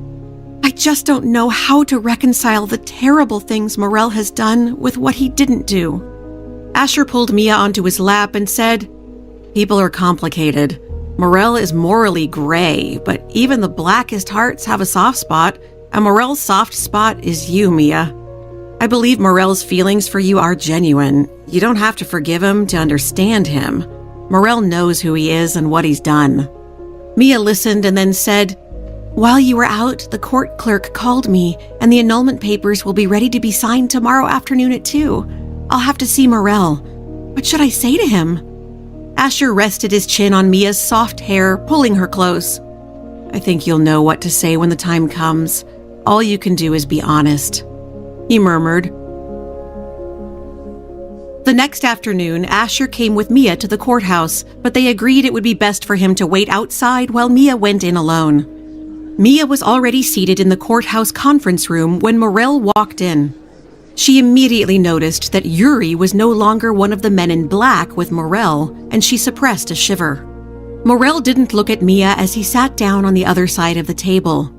He nodded at the clerk, and she began to summarize what was in the annulment papers, and then they each signed. First Mia, then Morel. Mia felt a huge weight lift off her heart as she watched Morel sign. When he finished, Morel immediately stood and headed out the door. Mia watched him leave and, unable to help herself, jumped up and hurried after him. Morel! She called out. When he heard Mia calling him, Morel stopped but didn't look back at her. Can I talk to you for a minute? Mia asked. Morel indicated his men should wait for him by the elevator and returned to stand before Mia. His face was as cold and indifferent as ever. Asher told me the truth, Mia said quietly. I'm glad it wasn't you. Morel didn't say anything as he gazed at Mia, but she saw a flicker of something she'd never seen before in his eyes. Regret. I leave for London tonight, Morel said suddenly. I plan to make it my home base in the future. I'm pulling out of my business interests here in Arizona. Morel's voice was slightly hoarse, and she noticed the bruises on his handsome face as he gazed at Mia as if seeking to memorize her face. Mia smiled slightly and asked him, The legal or illegal ones? Morel suddenly reached out, pulled Mia tightly into his embrace, and whispered beside her ear, Both. I met someone who made me want to be a better man. I had hoped for more, but perhaps that's the role you were meant to play in my life, Mia. Morel kissed her forehead. I'm sorry for your loss. Then Morel released her and walked away, leaving the stunned Mia staring after him until he entered the elevator and the door closed. Mia stood in the corridor for a long time until she finally turned to leave. She was a single woman again, but forever changed by her brief marriage. When Mia walked out of the courthouse, Asher was waiting for her. Mia smiled at him as she walked down the stairs and stopped on the bottom step so she was closer to eye level with him. I assume that smile means it's done? Asher asked. Things went okay with Morel? Yes, I'm a single woman again and want to celebrate, she announced. Asher wrapped his arm around Mia's shoulder and began leading her to his car. What did you have in mind, Miss Dexter? A fancy restaurant? A night on the town? I want to make you dinner tonight, she stated. Asher's face changed. Babe, you know I love you, but you do remember what happened the last time you cooked for me, don't you? I still can't look at a plate of pasta without wanting to run to the bathroom. Mia waved her hand dismissively. That was just one dinner. We can cook together. Will you help me? She asked. Asher gave in. Okay, if trying to kill me keeps that smile on your face, you can make us dinner. We'll cook at my place. Mia was ecstatic. Asher glanced at her and teased. Mia, why do I feel like cooking is just an excuse for you to come home with me? She blushed. What are you talking about? You're overthinking this. Asher laughed. Starting tonight, you might as well move in with me. Okay, deal. Mia agreed without hesitation. They had been apart for too long, so Mia didn't want to leave Asher's side, but she realized her quick agreement had given him naughty ideas when she saw the sudden heat in his eyes. Mia awkwardly pushed her hair off her face as she tried to explain. That's not the reason I mean, it's not the reason, it's just... Asher laughed, proud to have made her so flustered. Hearing his laughter, Mia grew even more embarrassed and quickly sought to change the subject. I'll invite Darnell and Franny to join us for dinner. Asher shook his head. Mia, why must you torture them as well? They are our friends. Mia scowled at him as she dialed Franny's number. After Franny and Darnell agreed to join them for dinner, they went to the market. Mia grabbed a basket and asked Asher, What do you want to eat? Would you hit me if I said anything you didn't make? Mia scowled at him. Asher, why are you so different from other men in love? You should be saying, as long as it's something you make, anything sounds delicious. Other men in love? Asher narrowed his eyes and he grabbed her chin and lifted it. How many men in love have you known? Mia blinked. What about you? How many women did you experience before you met me? Are you sure you can count that high? It was Asher's turn to scowl as he let go of Mia's face and pulled her toward the produce section. Let's go shopping. As long as it's something you make, anything sounds delicious. Mia looked at him flirtatiously. Don't try to change the subject. Please answer the question. Babe, we're not in court anymore. You can't make me answer anything. Just give me a total, Mia demanded. Total? Yes, the total number of women you've dated. How about I tell you the number of women I've loved? 1. You are the only woman I've ever loved, Mia. Mia gave Asher a sidelong glance and smiled. Since I like your answer to that question, I'll let you off for not answering my other one. Asher lightly tapped her nose and praised her. Smart woman. After a lengthy debate in the market, Asher and Mia finally settled on fajitas for dinner. When Franny and Darnell arrived, Mia had already tied on her apron and was busy prepping the food in the kitchen. I'll go help her, Franny said, but Asher stopped her as she was about to enter the kitchen. No, I'll help her. You? Franny and Darnell said in unison, looking at Asher in disbelief. Darnell asked skeptically, Are you sure tonight's dinner will be edible? Asher rolled up his sleeves. Probably not, but we don't want to ruin Mia's good mood. Try to smile through a bite or two and then we'll order pizza. Franny laughed and bumped Darnell's arm. You should take lessons from Asher. Look at the trouble he's going through to please his woman. Okay, sit and relax, pour some wine and enjoy yourselves. Asher headed into the kitchen to help Mia. All right, if you need any help, let me know, Franny said. Soon after, Darnell and Franny heard the loud clatter of pots, pans, and curses coming from the kitchen. They looked at each other. Both had a bad feeling about this. Asher watched in disbelief as Mia kept adding pinches and dashes to the skillet. Mia, how can your best friend be the cooking hottie while you're a hot mess in the kitchen? Mia was growing frustrated. Asher, how about we go out to eat tonight? Why? This tastes horrible. Here, I'll do it, Asher said as he began to untie her apron. You? Mia looked at him in shock. Are you for real? Can you cook? Mia, how many times must I tell you? There's nothing I can't do. Asher took off Mia's apron and handed it to her. Help me put this thing on. Mia wrapped her arms around his muscular waist. She tied her apron around him, asking, When did you learn to cook? Can I trust you? Asher smirked. Watch and learn. Then he dumped the contents of the skillet in the trash to start over. "All right." Mia nodded obediently. Asher touched his lips with his finger. "What?" Mia played dumb. Asher narrowed his eyes. "I need encouragement." Mia rose on her tiptoes with a shy smile and lightly kissed his lips. It was like a dragonfly touching the water, but it was all the encouragement Asher needed. As Asher began to cook, Mia found herself growing warm. She sat at the counter with her head propped on her hands, staring as Asher focused on cooking. She had never imagined what it would be like to have this man cook for her. But now that she was witnessing it, only one adjective popped into Mia's mind. Hot. Mia squirmed on her stool as she imagined herself impatiently yanking off Asher's shirt, buttons scattering all over the floor. And then he'd lift her onto the counter and... "Mia, the towels are in the top drawer if you need to wipe that drool off your chin." Asher shot her a sexy smirk, purposely asking, "What are you thinking about?" Mia touched the side of her lips. Luckily, she wasn't drooling. She refused to admit her thoughts. "Asher, you are such a narcissist." Mia started to leave, but Asher reached out and grabbed her. "Stay with me. You're not allowed to go anywhere." He pulled her petite body before him, trapping Mia between him and the stove so she couldn't escape. She leaned back against Asher's chest, feeling his warmth through her clothes. Mia suddenly felt that even cooking was wonderful when you did it with someone you loved. "I promise to learn how to cook in the future." Asher ignored Mia's promise as he took a piece of chicken from the skillet and held it to her mouth. "Try it." Mia opened her mouth and allowed him to feed her. "How is it?" Asher asked her in anticipation. Mia chewed and nodded, giving him a thumbs up before she swallowed and said, "It tastes so much better than what I made." Asher frowned. "Wait, does that mean it's good?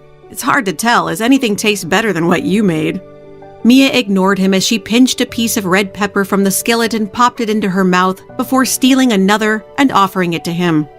"Have you washed your hands?" Asher asked. He still let Mia put the pepper in his mouth before closing his lips around her finger. "Hey!" Mia protested. The tip of his tongue licked seductively around her finger, making Mia gasp before quickly pulling away and scolding him. "Don't be a hooligan!" "It's your fault for staring at me like that while I'm cooking," Asher replied. "I'll tell Franny and Darnell that dinner's almost ready." Mia pulled out of his arms and headed for the exit. Mia blushed bright red when she heard Asher call after her. "I'll let you escape now, Mia. Just know that later I plan on having you for dessert."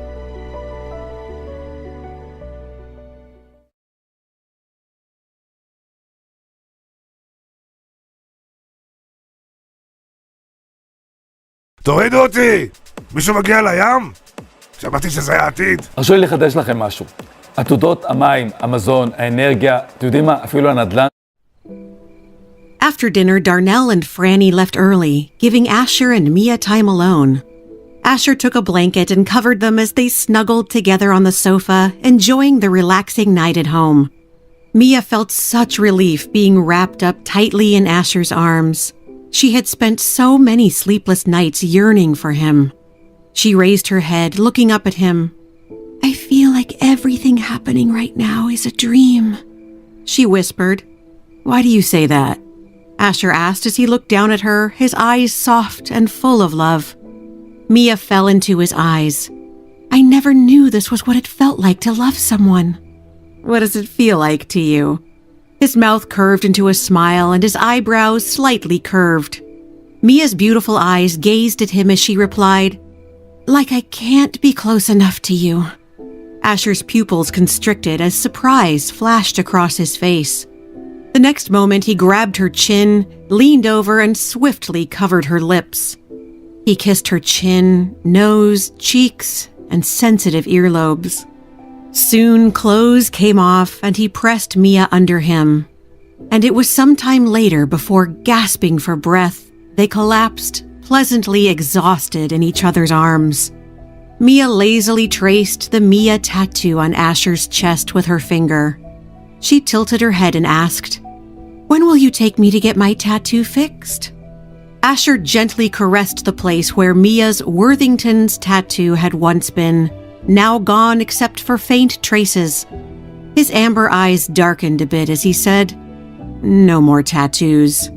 "Why not?" she asked, puzzled. "After everything that's happened, I finally understand that a relationship isn't proven by external means, but rather what's felt here." Asher placed his palm over Mia's heart. "You can lose every gift I ever give you, but as long as I have your heart, you never lose me." Mia turned and moved over him. She lowered her head and took the initiative to kiss his sexy lips. Asher returned her kiss, then broke it to ask her, "When are you going to take me to see your parents?" "Soon." Mia panted as she gave him a perfunctory reply. Then she kissed him again to drown out his question, but Asher wasn't so easily distracted. He used both hands to capture her face and asked, "How soon?" "Do we have to discuss this now?" Mia asked impatiently. "Yes." Mia sighed and sat up. "I think you should take some time and prepare yourself." Asher frowned. "Prepare myself? How? It's not like I haven't already met your family." "Yes, but the first time you were pretending to be Elena's boyfriend, and the second time, you'd just been shot," she snapped. "Technicalities." Asher waved his hand dismissively. "And my parents aren't the ones you should be concerned about. That honor goes to my brother." Asher's face grew serious. "Yeah, Max may be harder to win over," he grumbled. Mia asked, "So what's the deal with you two? What happened between you and Max that's made him so suspicious of you? It has to do with Elena, right?" Asher sighed. "Yes, but not in the way Max thinks. I'll be honest with you, Mia, I was initially interested in Elena. She was different from other women. Elena was her own person. She didn't care what people thought of her. And even more shocking, she was completely unimpressed by me." Mia snorted but didn't interrupt him. "You laugh, Mia, but it intrigued me. Every other woman was throwing themselves at me and Elena was telling me where to go. So I chased her, and yes, I even tried kissing her a couple of times, but I realized early on it would never happen because she was in love with your brother. And then the most surprising thing of all happened. I realized I was okay with being friend-zoned. Elena's friendship meant more to me than any fleeting attraction. She didn't just see the handsome guy, she saw the real me. Elena's your best friend, Mia, but she's mine as well. She was the first real friend I've ever had." Mia tilted her head at him. "So you two were just friends, but Max assumed there was more, which frankly you can't blame him for since you were pretending to date Elena," she commented. Asher ran his hands through his hair in agitation. "A fair observation. I was just trying to help Elena get Max to wake up, but now I fear my good intentions have returned to haunt me." Asher pulled Mia back into his arms and said, "I'll figure out what to do about Max. I'm madly in love with his sister, so I'm not going anywhere. We're going to have to figure this thing out eventually." Mia gave in. "All right, if you insist, we'll go this Sunday. If you're coming to my house, you might as well experience the ultimate test." Asher gave her a suspicious look. "And what's that?" he asked. Mia sighed. A Dexter family gathering." That Sunday, Asher was much calmer than Mia as they parked and prepared to go inside her house. Mia couldn't help urgently whispering final reminders to him as they approached the front door. "Now remember, Uncle Jose, Aunt Ramona, and Elena will be easy.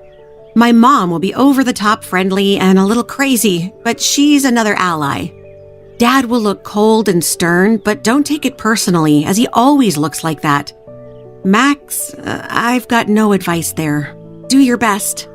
Mia continued whispering as they walked up the porch steps. "As for approved conversation topics, they will likely want to hear how we reconnected. You can tell my family about our time in the hotel, but under no circumstances are you to provide any details. This is crucial. I wasn't attacked multiple times, nobody hung me off a balcony, and you were never shot." Asher asked innocently, "Can I tell him about Morel shooting me the second time? What about parachuting in to save you from a bomb?" Mia halted in her tracks. "You know what? This is a terrible idea. I'll call my mom and tell her you have food poisoning and we couldn't make it." Mia turned to head back down the porch steps. Your mother might actually believe that story if she's ever tasted your cooking, but it's too late now. Asher grinned and loudly knocked on the door before Mia could stop him. Seconds later, Zoe flung open the front door as if she had been waiting on the other side, which Mia realized she probably had been. Zoe greeted Asher warmly. "So good to see you again, Asher. Come in, come in." "We're all just gathered in the living room. I just set out some appetizers. I hope you're hungry. I've made an Italian feast in your honor. I hope you like pasta." Mia resisted the urge to groan. She'd forgotten to ask what her mom was making for dinner. Luckily, Asher had been a spy, and lying was second nature to him. He smiled broadly. "I love pasta, Mrs. Dexter. I can't wait." Zoe beamed as she steered Asher toward the living room, with Mia following nervously behind.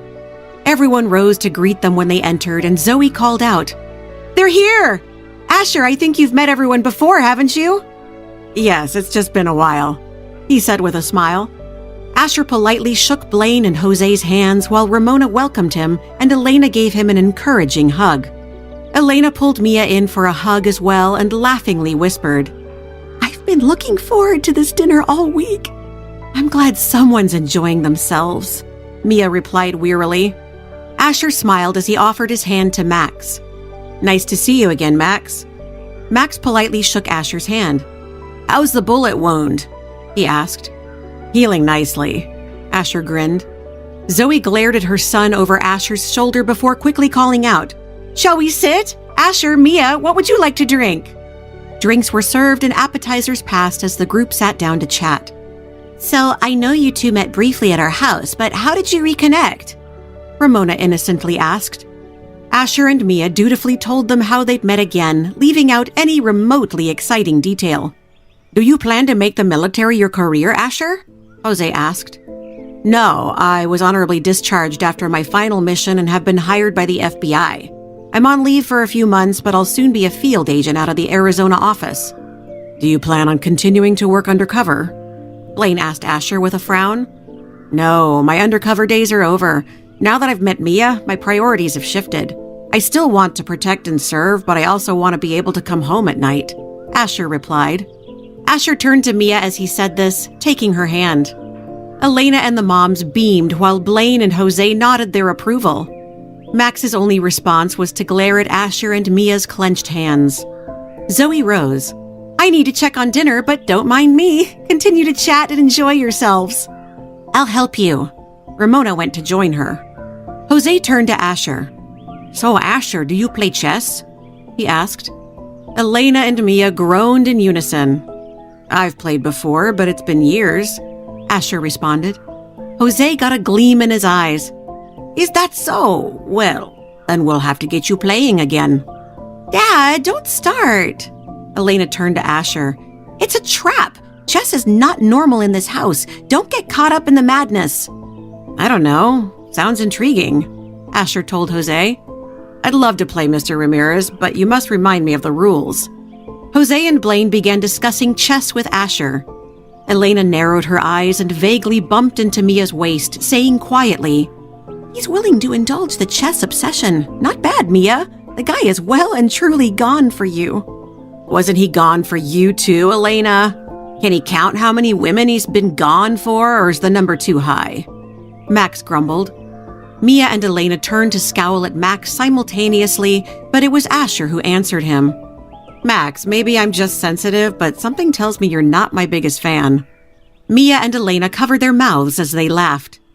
Max replied, "The dads just left to play chess. Perhaps you two would like to tell Elena and me the truth about what happened in the hotel now? Or perhaps we can discuss the explosion you were in, or why Mia married that Morel guy." Mia started to open her mouth to deny it, but once again, Asher answered. "Tell you what, Max, you and Elena agree to go on a double date with Mia and me, and I'll tell you all the details Mia said I wasn't allowed to share." Elena bounced in her seat in excitement. "I knew there was more to this story! We're in!" she squealed. "No, we're busy," Max scowled. "No, we're in!" Elena glared at Max, then grinned at Asher and Mia. "Don't worry, he'll go. I can be very convincing. I'll turn us into the Fab Four if that's the last thing I do."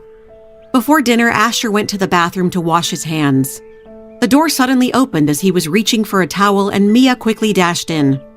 Asher turned around, leaned on the counter, and narrowed his eyes at Mia. "What are you sneaking in here for? Perhaps to repeat what happened the last time we were alone in a bathroom together with parents in the next room? If so, I'm in." Mia asked him anxiously, "Are you angry?" "Angry?" Asher raised his eyebrows and crossed his arms. "Why would I be angry?" "About my grumpy brother." Asher pulled Mia into his arms. "Are you here to comfort me?" He grabbed her chin, lowered his head, and kissed her before saying, "I'm not angry. Max is protective of you. I can appreciate that. Besides, we've got Elena on our side. Max might be sleeping alone tonight if he doesn't agree to my proposed double date." Mia giggled. Asher suddenly lifted her, twisted them, and set Mia on the bathroom counter. "Asher!" Mia started to complain, but his kiss drowned out her protests. As they kissed, Mia's blood began to heat. She should have resisted, but her hands couldn't help but wrap around Asher's neck as she eagerly kissed him back. Asher pulled back and reluctantly let go of Mia. He took a deep breath. "If this continues, you won't be able to get out of here in less than half an hour. You better go before I can't stop myself and your parents bar me from your home forever." Mia couldn't help but laugh. Blushing, she straightened her clothes, washed her hands, and was closing the door after her when, "What are you doing in there?"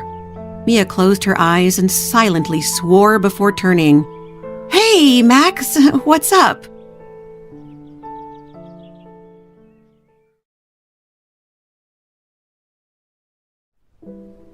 Mia closed her eyes and silently swore before turning. She'd been in the bathroom with Asher and unexpectedly ran into her brother when she exited. "Hey, Max, what's up?" Mia asked casually. Max looked at her suspiciously. "What were you doing in there?" he demanded. "It's a bathroom. What do you think I was doing?" Mia snapped as she pushed her hair over her shoulder and made to walk past him. Max folded his arms across his chest and leaned against the hallway wall, blocking Mia's path. He obviously didn't believe her. "If that's all you were doing, then why are you blushing?" he asked. "I am." Mia touched her flaming face. "I think Mom turned the heating up too high. It's hot in here." Max gestured at the bathroom door with his chin. "Asher's in there, isn't he?" Mia abruptly threw up her hands in defeat. "Okay, enough with the interrogation. Yes, Asher's in there. We were in there together. So what?" "What were you two doing in there?" Max demanded. Mia smirked at Max. "Do you really want to know? Well, first..." Max held up his hand at her. "Never mind, I can guess. Mia, what's this guy done to you that you're sneaking around with him?" Mia snorted. "Please, like you and Elena never did anything but hold hands and share side hugs until after your second marriage." Max's face darkened. "That's different." "Why is it different?" asked in exasperation. "Because I'm the big brother." "Really, Max? That's all you got? I thought you were the smartest person I knew." Mia pushed around him and headed toward the dining room. "Mia, I'm warning you, I don't trust the guy," Max called after her. Mia spun around shouting, "Well, I do. I trust him with my life. If it weren't for Asher, I wouldn't be arguing with you right now. I love you, Max, but you're not winning this argument because I love him too. So get on board and be nice, because if you chase Asher away, I swear to you, me and my 12 cats are moving in with you and Elena, and you're never alone with again." Max fumed as he watched Mia storm off. Suddenly, the bathroom door opened behind him and Asher out. "Hey, Max, is it time to eat?" Asher asked innocently. Max scowled at him. "You're not going anywhere, are you?" Asher grinned. "Afraid not. You heard Mia. You're stuck with me. So when can I start calling you bro?" Max shook his head. "God, there are two of you now. You're just as annoying as she is." "I'll be the little brother you never had." Asher slung his arm around Max's shoulders. Max shoved his arm off. "Or wanted." Sighing loudly, Max headed for the dining room with the laughing Asher following behind. After dinner, Asher took a walk together outside. When Mia saw them leaving, she began to follow, but Zoe quickly stopped her. "Let them go." "What does Dad want to talk to Asher alone about?" Mia asked nervously. "You, of course. But it's a dad thing, so let your dad have his fatherly moment," Zoe said, handing Mia some dishes to carry into the kitchen. Asher followed Blaine outside into the garden courtyard. "So, Asher, I can tell you and Mia are serious," Blaine began. Asher faced Blaine and spoke seriously. "Dr. Dexter, I love Mia and want to marry her, and I know she feels the same way about me. I hope that we can have your blessing." Blaine eyed Asher, then his face unchanged, said, "I believe the tradition is the suitor asks the father for permission to marry his daughter. But you're not asking for my permission, but my blessing. Why is that?" Asher was nervous but honest. "Because even if you didn't give us your permission, Dr. Dexter, as long as Mia was willing, I'd still marry her. While I hope our families support us, I love Mia and can't live without her." Blaine nodded his approval. "Good answer. That's what I wanted to hear. Mia probably hasn't shared this with you, but her mom and I had a long, rocky road to the altar. We made it despite great odds because we couldn't deny our love. I want nothing less for my daughter than a man who believes she's worth fighting for." Asher was relieved. "I assure you, Dr. Dexter, I will always fight for your daughter." Blaine clapped him on the shoulder, then sat down on a patio chair and gestured for Asher to sit across from him. "Mia tells me she's already met your parents. I know your father, we've done business together for years, but I've never met your mother. How does everyone get along?" Asher sat down and said, "My parents really like Mia. My mother is thrilled to have a daughter-in-law." Blaine paused for a moment, then looked at Asher. "Do your parents know Mia can't have children?" he asked. Asher hesitated before saying, "I haven't seen them since Mia's miscarriage. They didn't know she was pregnant. I want to discuss this with my parents in person. Mia and I plan to visit them in Flagstaff very soon, and I'll tell them then." "I know you're an only child. Do you think they'll understand?" Blaine further questioned. Asher was honest with Blaine. "I won't lie and say my mom and dad won't be disappointed. Like most parents, they can't wait to be grandparents. But that said, they love Mia and they love me. I don't believe they will fault her for something she can't control. And besides, while conceiving naturally might be impossible for us, there are still many ways for Mia and me to become parents. We'll seek your guidance as a doctor when the time is right." Blaine sighed. "As her father, I just want Mia to be happy. I can't promise you that I can avoid Mia shedding a single tear, but I can promise you that I will do everything in my power to make her happy and to comfort and protect her when she's not," Asher promised.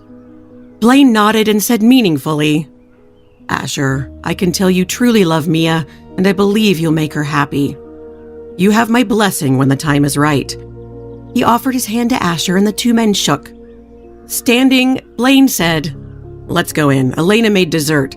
Her lemon meringue pie melts in your mouth." "As long as Mia didn't make it, I'm sure it will be delicious," Asher replied without thinking. Blaine cracked a rare smile and chuckled. "I see you know my daughter well. The girl can't cook to save her life." When the two men walked back in, chuckling, Mia couldn't help but go over and lean on Asher's shoulder. She whispered to him, "What did you and my dad talk about?" Asher smiled but didn't reply.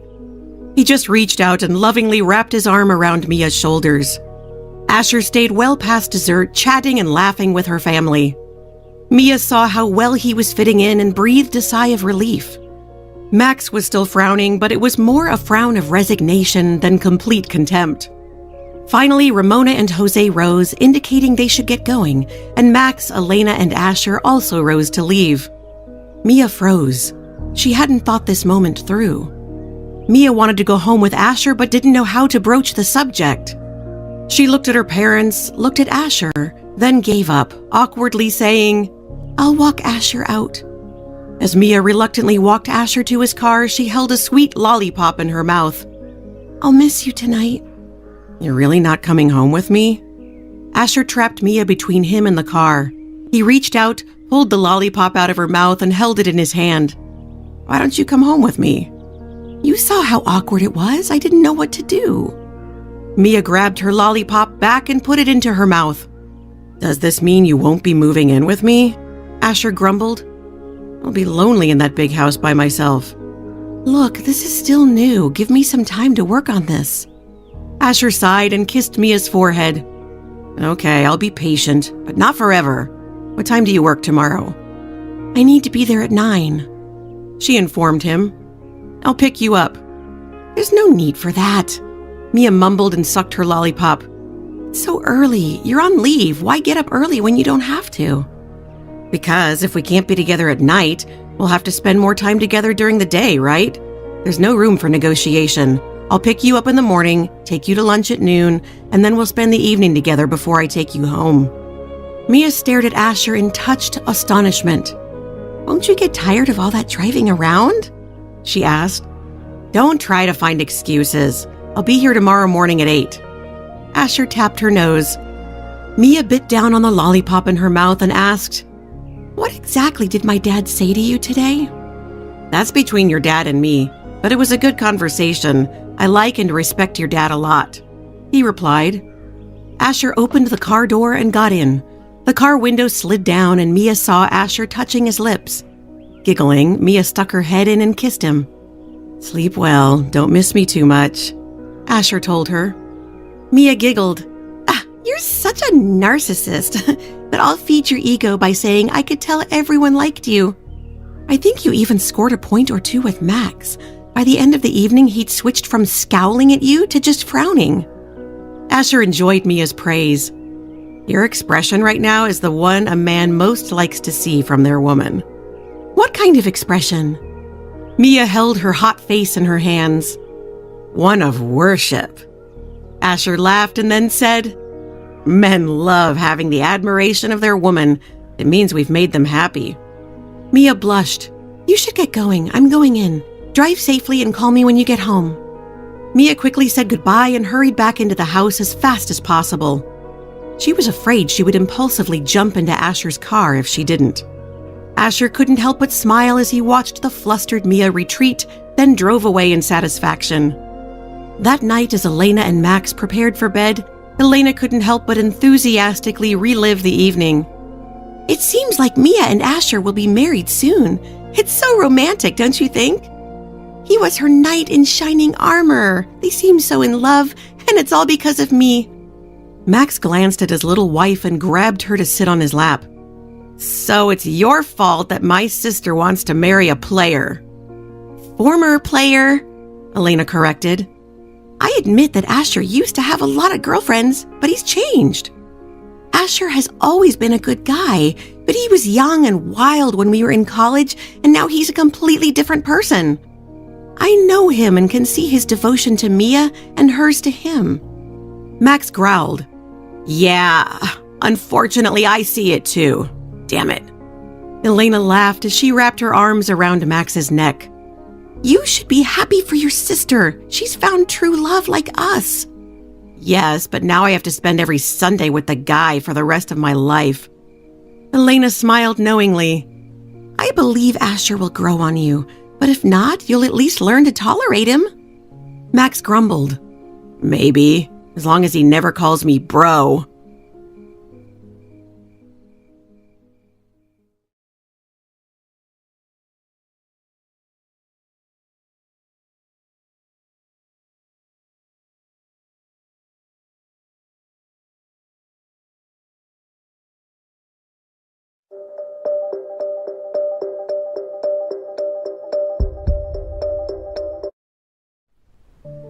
As promised, Asher arrived at the Dexter house at 8 the following morning to take Mia to work.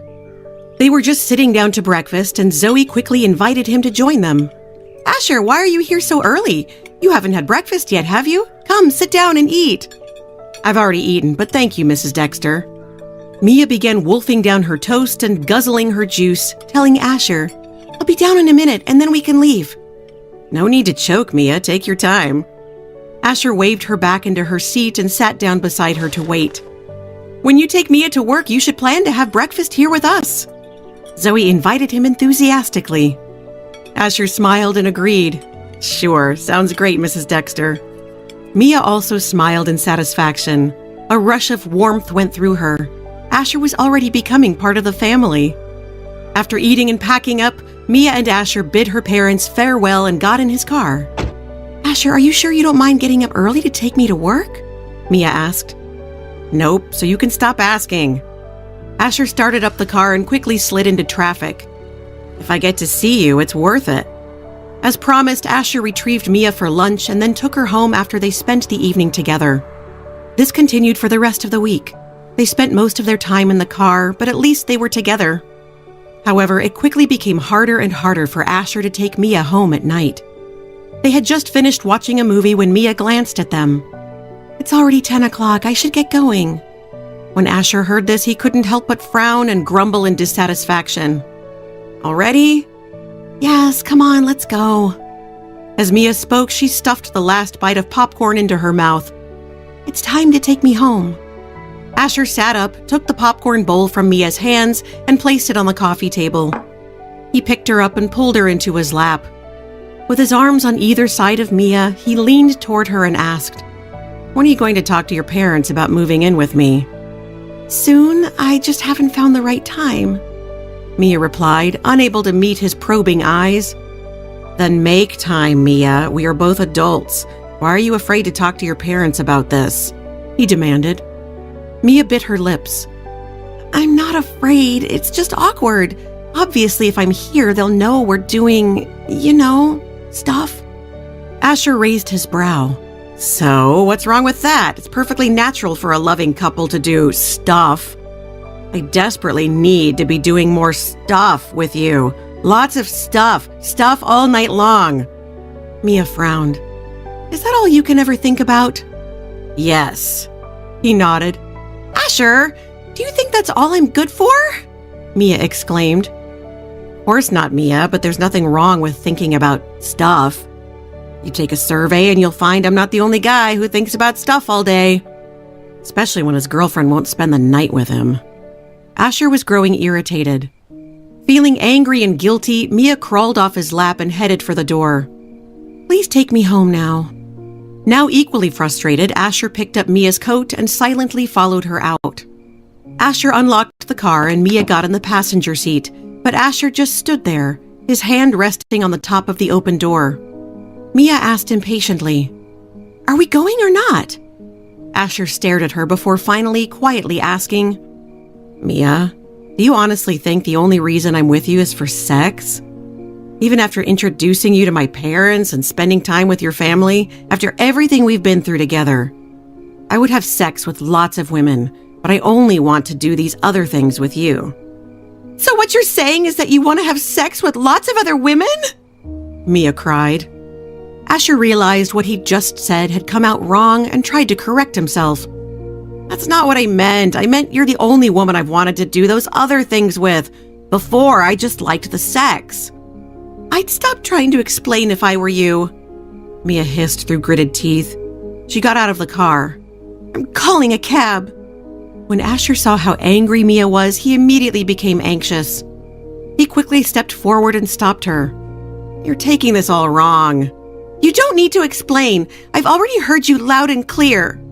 Mia struggled to hold back her tears as she tried to escape from his arms. "Mia, I swear you're the only woman I want," he cried. "Liar! That's not what you just said," Mia snapped. "I didn't mean it how it sounded. I was trying to explain that you were different. You're special, Mia. If I wanted to have sex with other women, would I have spent so much time and effort to keep you by my side?" Asher wiped the stray tears from Mia's cheeks. "Mia, I admit that I want you all the time. Every time I see you, it's all I can do to hold myself back. But it's not only because I'm attracted to you, it's because I love you." Seeing Mia soften, Asher whispered, "Don't go tonight." Mia hesitated, then replied, "Okay, I'll call my mom and tell her so she doesn't worry." Their first night together turned into a second night, and then a third. Eventually, Mia packed her belongings and moved in with Asher. And when Mia finally got up the courage to tell her parents over breakfast that she was moving in with Asher, Blaine didn't even lower his newspaper as he replied, "Good. Your mom and I were wondering why you hadn't already." 2 weeks later, Asher took Mia home to visit his parents in Flagstaff. When they arrived, Lorraine pulled Mia in for a warm hug. "Mrs. Worthington, it's so good to see you." Mia greeted the older woman with a sweet smile, hugging her back. "It's cold out there. Is that coat thick enough, my dear? We can go shopping and get you another if it isn't." "Hi, Mom. Long time no see. I'm not cold at all, thanks," Asher said dryly. Lorraine smiled and hugged her son. "Hello, Asher, dear." "Dad, what are you doing home so early? It's still a weekday," Asher asked as he hugged his dad hello. Lorraine answered, "Your dad took the day off so he could be here when you two arrived." "Mr. Worthington, good to see you too." Mia warmly greeted Asher's father. Asher laughed, pleasantly surprised. "Wow, Dad took a day off work to spend more time with us. I'm honored." Walter snorted and teased. "Don't flatter yourself, son. It's because Mia's here, not you." Lorraine laughed happily. "Yes, Mia will soon be our daughter-in-law and the mother of our grandchildren, so she's an honored guest." As soon as Lorraine said this, Mia's face paled. Asher's expression turned awkward as he looked worriedly at Mia. Seeing her stricken expression, he quickly changed the subject. "Mom, what's for lunch? We left early this morning and we've only eaten donuts and coffee." Lorraine wasn't paying attention to Asher. She had also noticed something was wrong with Mia. "Mia, you look pale. Do you feel all right?" she asked. Mia hurriedly shook her head. "I feel fine, thank you. I'm just hungry." Mia said this, but on the inside she was panicking. She realized that Asher had not told his parents she couldn't have children. What would Mia do if his parents turned on her? Could she selfishly deny them a grandchild? But could she do it if she had to break up with Asher? Mia suddenly felt at a loss and didn't know what to do. Asher noticed Mia's panic. He grabbed her hand and whispered in her ear, "Don't worry, leave this to me." When Mia saw the determination in his eyes, her restless heart calmed down a little. "What are you two whispering about? Let's eat!" Lorraine headed to the dining room and Walter followed. "Come on now, we need to get some food into Mia." "We'll be right there, Mom," Asher called. After his parents left, Asher gently turned Mia to face him, holding onto her shoulders. Mia bit her lower lip and raised her head to look at him. She felt even more guilty as she said softly, "Your parents are looking forward to having a grandchild and I can't give them one." "We've already discussed this, Mia. We have options. We said we would figure it out when the time is right." "But we can't hide this from your parents. I don't want to give them hope where there might be none," she croaked. "Mia, I never intended to hide it. I just wanted to discuss this with them in person. I promise I'll tell them later today, okay?" "All right," Mia nodded, still feeling anxious. She couldn't bear to see the disappointment on his parents' faces. Mia tried to eat Lorraine's delicious lunch, but found everything tasted like sawdust in her dry mouth. She was quiet and didn't eat much. After lunch, Mia went upstairs to nap, and Lorraine pulled Asher aside. "What happened to Mia? She was fine one minute, then upset the next. Is she unhappy to be here?" "No, Mom, don't make wild guesses. Mia loves you guys. It's nothing like that," Asher assured her. "Then what happened to her?" Asher could see the genuine concern on his mother's face. "Mom, I have to tell you something, but I wanted to speak to you in person." "What do you mean? What's wrong?" Asher told his mom the truth. "Mia recently discovered she was pregnant with my child, but unfortunately miscarried." Lorraine's eyes widened before filling with sympathy. "Oh, the poor dear. I'm sure Mia's taking it so hard. Did you tell her to give herself time to grieve? Wait until after the wedding. You'll have plenty of time to try again in the future." Asher cleared his throat, his voice hoarse. "Mom, it's not just the miscarriage Mia is upset about. There were complications. It's unlikely she'll be able to conceive again." Asher swallowed hard before finishing. "Mom, you need to prepare yourself. Mia and I may never be able to give you grandchildren."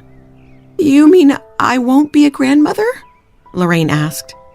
Asher shook his head and his heart fell when he heard his mother say, "I can't accept this, Asher. I won't accept it."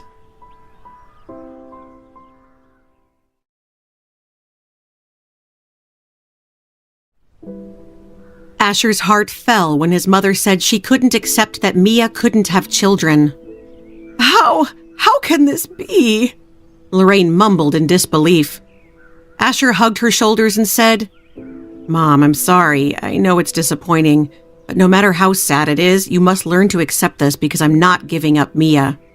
Give up Mia? Who said anything about giving up Mia? Don't you dare let that girl get away from you again. Cried. Asher was confused.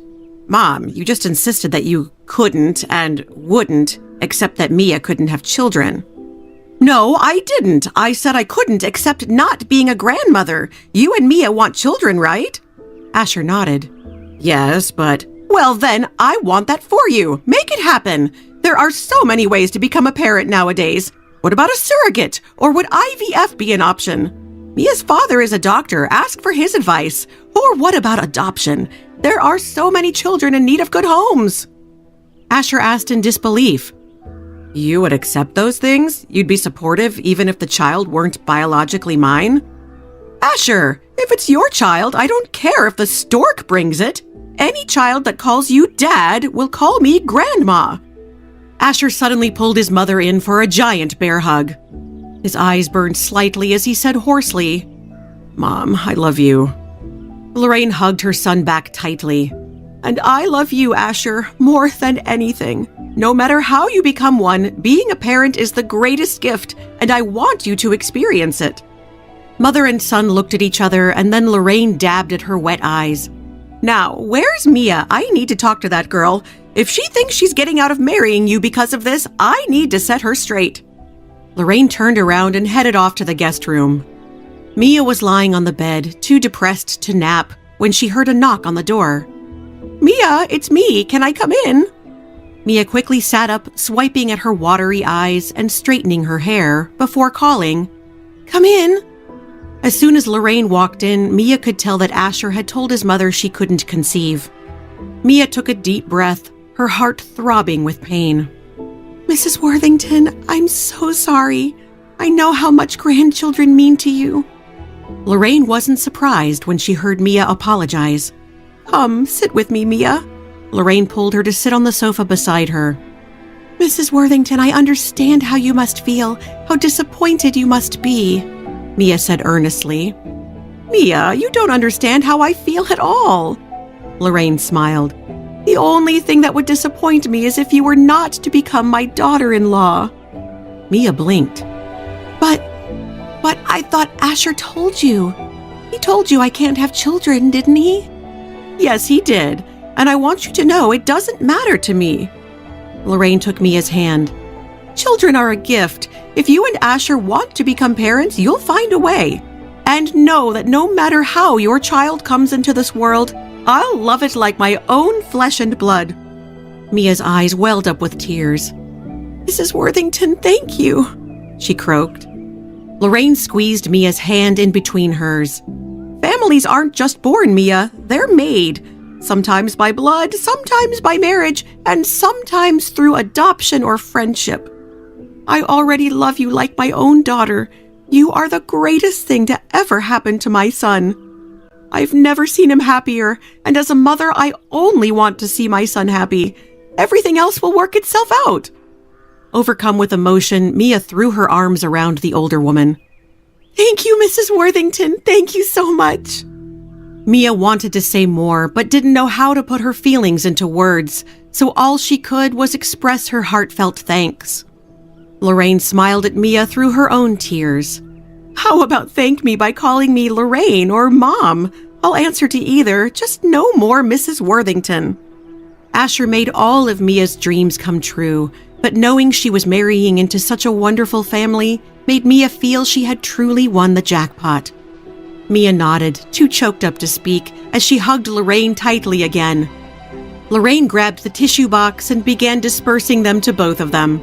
I told Walter we were going out to eat tonight because I had already cooked lunch. I'm craving Mexican food and margaritas. When Asher saw Mia and his mom walk downstairs together, arm in arm and smiling, he grinned in relief. Later at dinner, Walter offered a toast to the happy couple and their pending marriage. They all clinked glasses and sipped their margaritas. Lorraine said, Mia, we need to arrange a time to meet with your parents. We plan to visit Scottsdale next month. We could get together then if your folks are available. Whatever works will be fine with them. Just let me know the dates you'll be in town. Mia smiled. Great, we have so much to discuss. Lorraine scooped salsa onto a tortilla chip and was the first to ask the question that would soon haunt Asher and Mia. So, when's the wedding? When Asher and Mia's parents finally met for dinner, it was as easy and fantastic as their children had hoped. Everyone got along so well that Zoe invited Walter and Lorraine to that Sunday's Dexter family gathering. Mia was nervous, but that went even better. Asher's parents blended easily into the family chaos, and Jose and Blaine were thrilled to discover Walter played chess. After that night, whenever the Worthingtons came to town, they became honorary Dexters and joined the family gathering. And between visits, all three dads indulged the chess madness with online matchups, while the moms endlessly pestered Mia and Asher with the question, when's the wedding? Mia and Asher were in no hurry to wed. To Mia, a marriage certificate was just a thin piece of paper and didn't prove how much they loved one another. Asher knew Mia was a bit scarred after her brief marriage, so he didn't push her. He knew their commitment was for life, so he agreed they'd marry when Mia felt ready. But while Asher was patient, the mothers were not. When Zoe finally realized nagging her daughter was getting her nowhere, she began to pester her future son-in-law. Asher, spring is just around the corner. A spring wedding would be so lovely. The Arizona heat won't be so bad that time of year. We could do an outdoor wedding and the reception inside or both outside. Either option would be wonderful, don't you think? By now, Asher was used to Zoe's daily phone call, so he just went along with her and said, Yes, that sounds great, Mom, but you know how Mia feels about this. Asher had started calling Zoe Mom after their parents met, and now it felt natural to both of them. That girl is simply trying to annoy me to death, Zoe said irritably. Asher, you must help me persuade her. Here's my latest thought. Why don't you two take engagement photos? We could use the photos on the Save the Date announcements and maybe it will get Mia in the mood. Asher thought he might be able to convince Mia of this, so he agreed. Okay, I'll talk to her tonight. When he arrived home that evening, Asher dutifully reported his conversation with Zoe to Mia, but she immediately shook her head no. Why do we need engagement photos? Why not? Asher wrapped his arms around Mia's waist. What's the big deal? It would make the moms happy, and besides, is the idea of commemorating your engagement to me really that awful? You commemorate our relationship all the time, Mia argued. Go and look at my bedroom mirror. Those photos are better than any professional would take. Asher had gotten in the habit of taking selfies of the two of them. He'd print the selfies, write Mia a love note on the back, then sign and date them. It had become an intimate timeline of their relationship. Those pictures are different. They're just for us. Engagement photos would be for our families. Mia sighed. All this wedding talk drives me up the wall. Why is everyone so hung up on our wedding day? Shouldn't this be up to us? Well, to be fair to your mom, she's not asking something crazy of you. Most women love planning their weddings. Engagement photos, wedding ceremonies, these things just don't matter to me, Mia insisted. Our relationship isn't about just one day. Every day I spend with you is important. I don't need to wear a lavish dress and have my hair and makeup styled in a way you've never seen on me before and will never see again, all for the sake of taking even more photos. Well, if you insist, I'll tell your mom, but honestly, Mia, I don't think it would kill you to indulge her. Maybe some photos will get her off your back for a while. Mia threw up her hands. Fine, I'll do it, but only because it might make Mom calm down. Why are you so unromantic? Asher leaned on the counter and asked her gloomily. This has nothing to do with being romantic. Your selfie notes are romantic. Engagement photos are not. Asher pulled Mia into his arms. Well, if that's what you think, then how about you indulge me with a little romance? Naturally, Mia understood what he meant. No, I'm hungry. So am I, Asher said, nibbling on Mia's neck. Mia twisted away from him. No, I'm hungry and tired. I'm ordering Thai food from DoorDash and then we'll binge some Netflix. Fine, we'll eat first since you'll need your strength. But after dinner, the only thing I'll be binging on is you. Asher grinned as he walked into their bedroom to change out of his suit. Mia didn't think it was an exaggeration to say that Asher's thirst for her increased the longer they were together. She'd always known Asher had strong needs, but she had never realized just how insatiable he was until they started living together. And Mia was exhausted. Mia likened it to a delicious dessert. No matter how tasty the treat is, you eventually need a break from eating it not to spoil your appetite. But not Asher. Mia didn't understand how Asher never got tired of his treat. She had tried to lower Asher's expectations subtly. Mia would stay up late reading, watching TV, anything she could think of to outlast Asher so he'd go to bed without her. But he was determined Mia would give him that. "Mia, it's time to go to bed." "I need to watch at least one more episode. It's just getting to the good part, but I don't want to keep you up. Go on to bed without me." "It's streaming. Watch it later," Asher argued. "No, I won't be able to sleep unless I find out what happens." Asher would sigh and agree. "All right, I'll watch it with you." Then they would watch TV in an unspoken standoff. Asher would eventually complain again. "This show is boring. Let's go to bed." "Go to sleep then. I'm staying up." Honestly, Mia had forgotten the plot but pretended to be enthralled. Another 10 minutes passed and finally Asher gave up. "I'm going to bed. Don't stay up too late. Come join me soon." Although Mia nodded, she didn't think so. Mia knew if she went to bed before Asher was asleep, it would be hours until she got any rest. So she'd binge another episode and Mia would only go to bed when she was sure Asher had already fallen asleep. But then inevitably Asher would wake up in the night and then he'd wake Mia up. And then it would be hours before she got any sleep. And Mia was exhausted.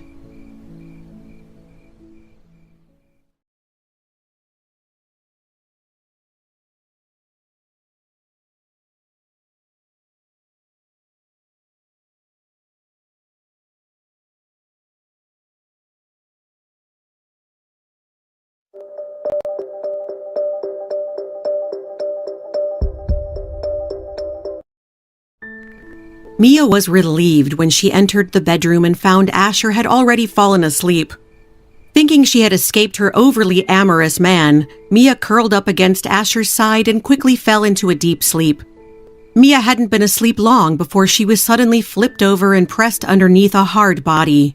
She instantly woke up. "Asher, what are you doing?" Mia was as sleepy as a dog, but he was as hungry as a beast. Asher was oblivious to Mia's exhaustion. "Did I wake you?" he asked. "How can I not wake up when you're doing that?" Mia growled in exasperation, wanting to slap him. "I'll be quick and then you can go back to sleep," Asher promised. Although Asher's frequency was exhaustingly high, he always ensured Mia enjoyed herself. It was some time later before Mia could check her alarm clock. It was now 4 a.m. She had to get up in 2 hours. And Mia was exhausted. Mia went to work the next morning with noticeable dark circles under her eyes. She immediately headed to the break room to pour herself a massive cup of coffee. A few of her coworkers couldn't help but tease Mia when they saw her. "Looks like someone didn't get much sleep last night." "Mia, did that handsome boyfriend of yours keep you up all night?" "Lucky woman!" Lucky? When Mia heard her friends say this, she wanted to argue, but was too tired. At noon, Mia heard her colleagues call out to her, "Mia, your boyfriend is here to take you to lunch." Mia shook her head. How naive her coworkers were. Did they honestly think Asher was only there to take her to lunch? Asher didn't take Mia out to lunch. He took her home. As soon as they entered the house, clothes began coming off. "Did you miss me?" Asher asked as he picked Mia up and pushed her against the wall, kissing her passionately. When they'd finished, clothes were scattered all over the place and Mia was gasping for breath. But Asher looked refreshed and ready to go again. "Get dressed, I'll make us some sandwiches." Asher kissed Mia before entering the kitchen in satisfaction. The next day, Mia made lunch plans with Elena. Asher was on his own. Mia needed some advice. Elena took one look at Mia and couldn't help teasing her. "You look like a raccoon with those dark circles under your eyes. I see you and Asher are getting along well." "Too well." Mia snapped and took a sip of her soda. Elena, I'm exhausted. Asher won't let me get any sleep. Elena smirked. You do realize that most women would hate you if they heard you complaining about this, right? Elena, come on, I need advice, not teasing, Mia grunted. Well, there's the obvious answer. Have you talked to Asher about this? She asked. I tried, but he didn't take me seriously. It just went in one ear and out the other. Elena tilted her head. Surely it can't be as bad as you're making it out to be. Your brother is very enthusiastic, but it's not like we never sleep. Mia wrinkled her nose in disgust. Ugh, Elena, this is when I hate that my best friend is married to my brother. I need sex advice, and the thought of Max having sex with anyone is just ew. Mia shuddered. Ignoring her, Elena said, Mia, if it's bothering you this much, there is only one thing you can do. You must talk to Asher. If he didn't listen the first time, make him listen this time. Discuss the problem while you're clothed and somewhere you can't be easily unclothed. Mia knew Elena was right. She just didn't know what to say to make Asher listen to her. While Mia had lunch with Elena, Asher ate with Darnell. Asher sipped his lemonade and asked, Why are women so hard to figure out? Darnell popped a French fry in his mouth. What's going on? Are you and Mia fighting? No, it's nothing like that. We just aren't seeing eye to eye on some things. Asher shook his head gloomily. I knew something was up when you didn't go home for lunch and wanted to eat with me, Darnell observed, biting into his burger. We're really not arguing, it's just... Asher didn't know how to say it. Let's put it this way, things in the bedroom aren't exactly in sync. Darnell's eyes widened. While I'm shocked to hear you say this, don't worry, it happens to the best of us. Asher spoke through gritted teeth. I didn't mean that. I perform fine. Mia just seems tired and reluctant. While she's receptive, I have to talk her into it. Asher leaned his arms on the table and lowered his voice to ask Darnell, How many times a day do you and Franny do it? Darnell was flabbergasted. He opened his mouth and stared at Asher in shock. Why are you looking at me like that? Asher asked in annoyance. You meant how many times a week, not a day, right? Darnell thought he had misheard the question. No, how many times a day? Day, not week. Why? What's the problem? Asher asked. Darnell looked at him in astonishment. Realizing Asher was serious, he asked, How many times a day do you and Mia? I asked you first, Asher snapped. Darnell hesitated, but then held up 3 fingers and said, But that's... Asher interrupted Darnell, looking triumphant. See, 3 times a day. What I'm asking is completely normal. Sometimes we do it more than once, but it's still just 3 sessions, morning, noon, and night. Asher! Darnell cut him off before he could say anything else, fearing he would die of inferiority. Darnell shook his head. You didn't let me finish. We do it 3 times, but 3 times a week. Week, not day. Once or twice on weekends and then once or twice on Wednesdays. Why Wednesday? Asher asked. Franny doesn't have work or school on Wednesdays. But forget about me, Asher. I think the problem here is Mia is exhausted. Asher looked doubtful. 3 times a day is too much? He questioned. Darnell suddenly felt sympathetic towards Mia. Yes, your frequency is too high. Asher folded his arms across his chest, digging in. That doesn't make sense. Morning, noon, and night seem perfectly reasonable.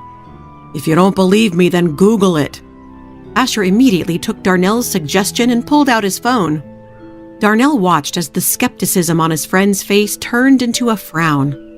So what do I do? Asher asked. Darnell was exasperated. I think that would be obvious. What you do is do it less.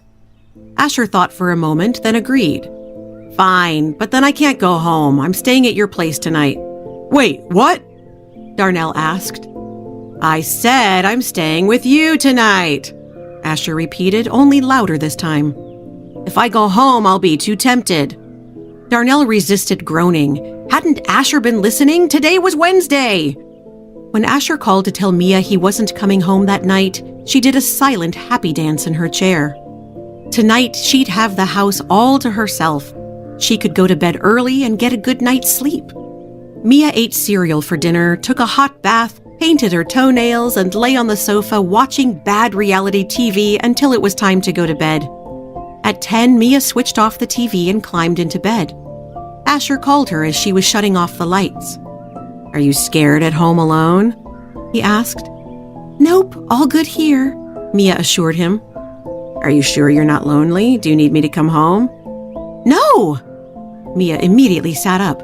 "Don't do that!" Mia softened her tone when Asher went silent. She didn't want to hurt his feelings.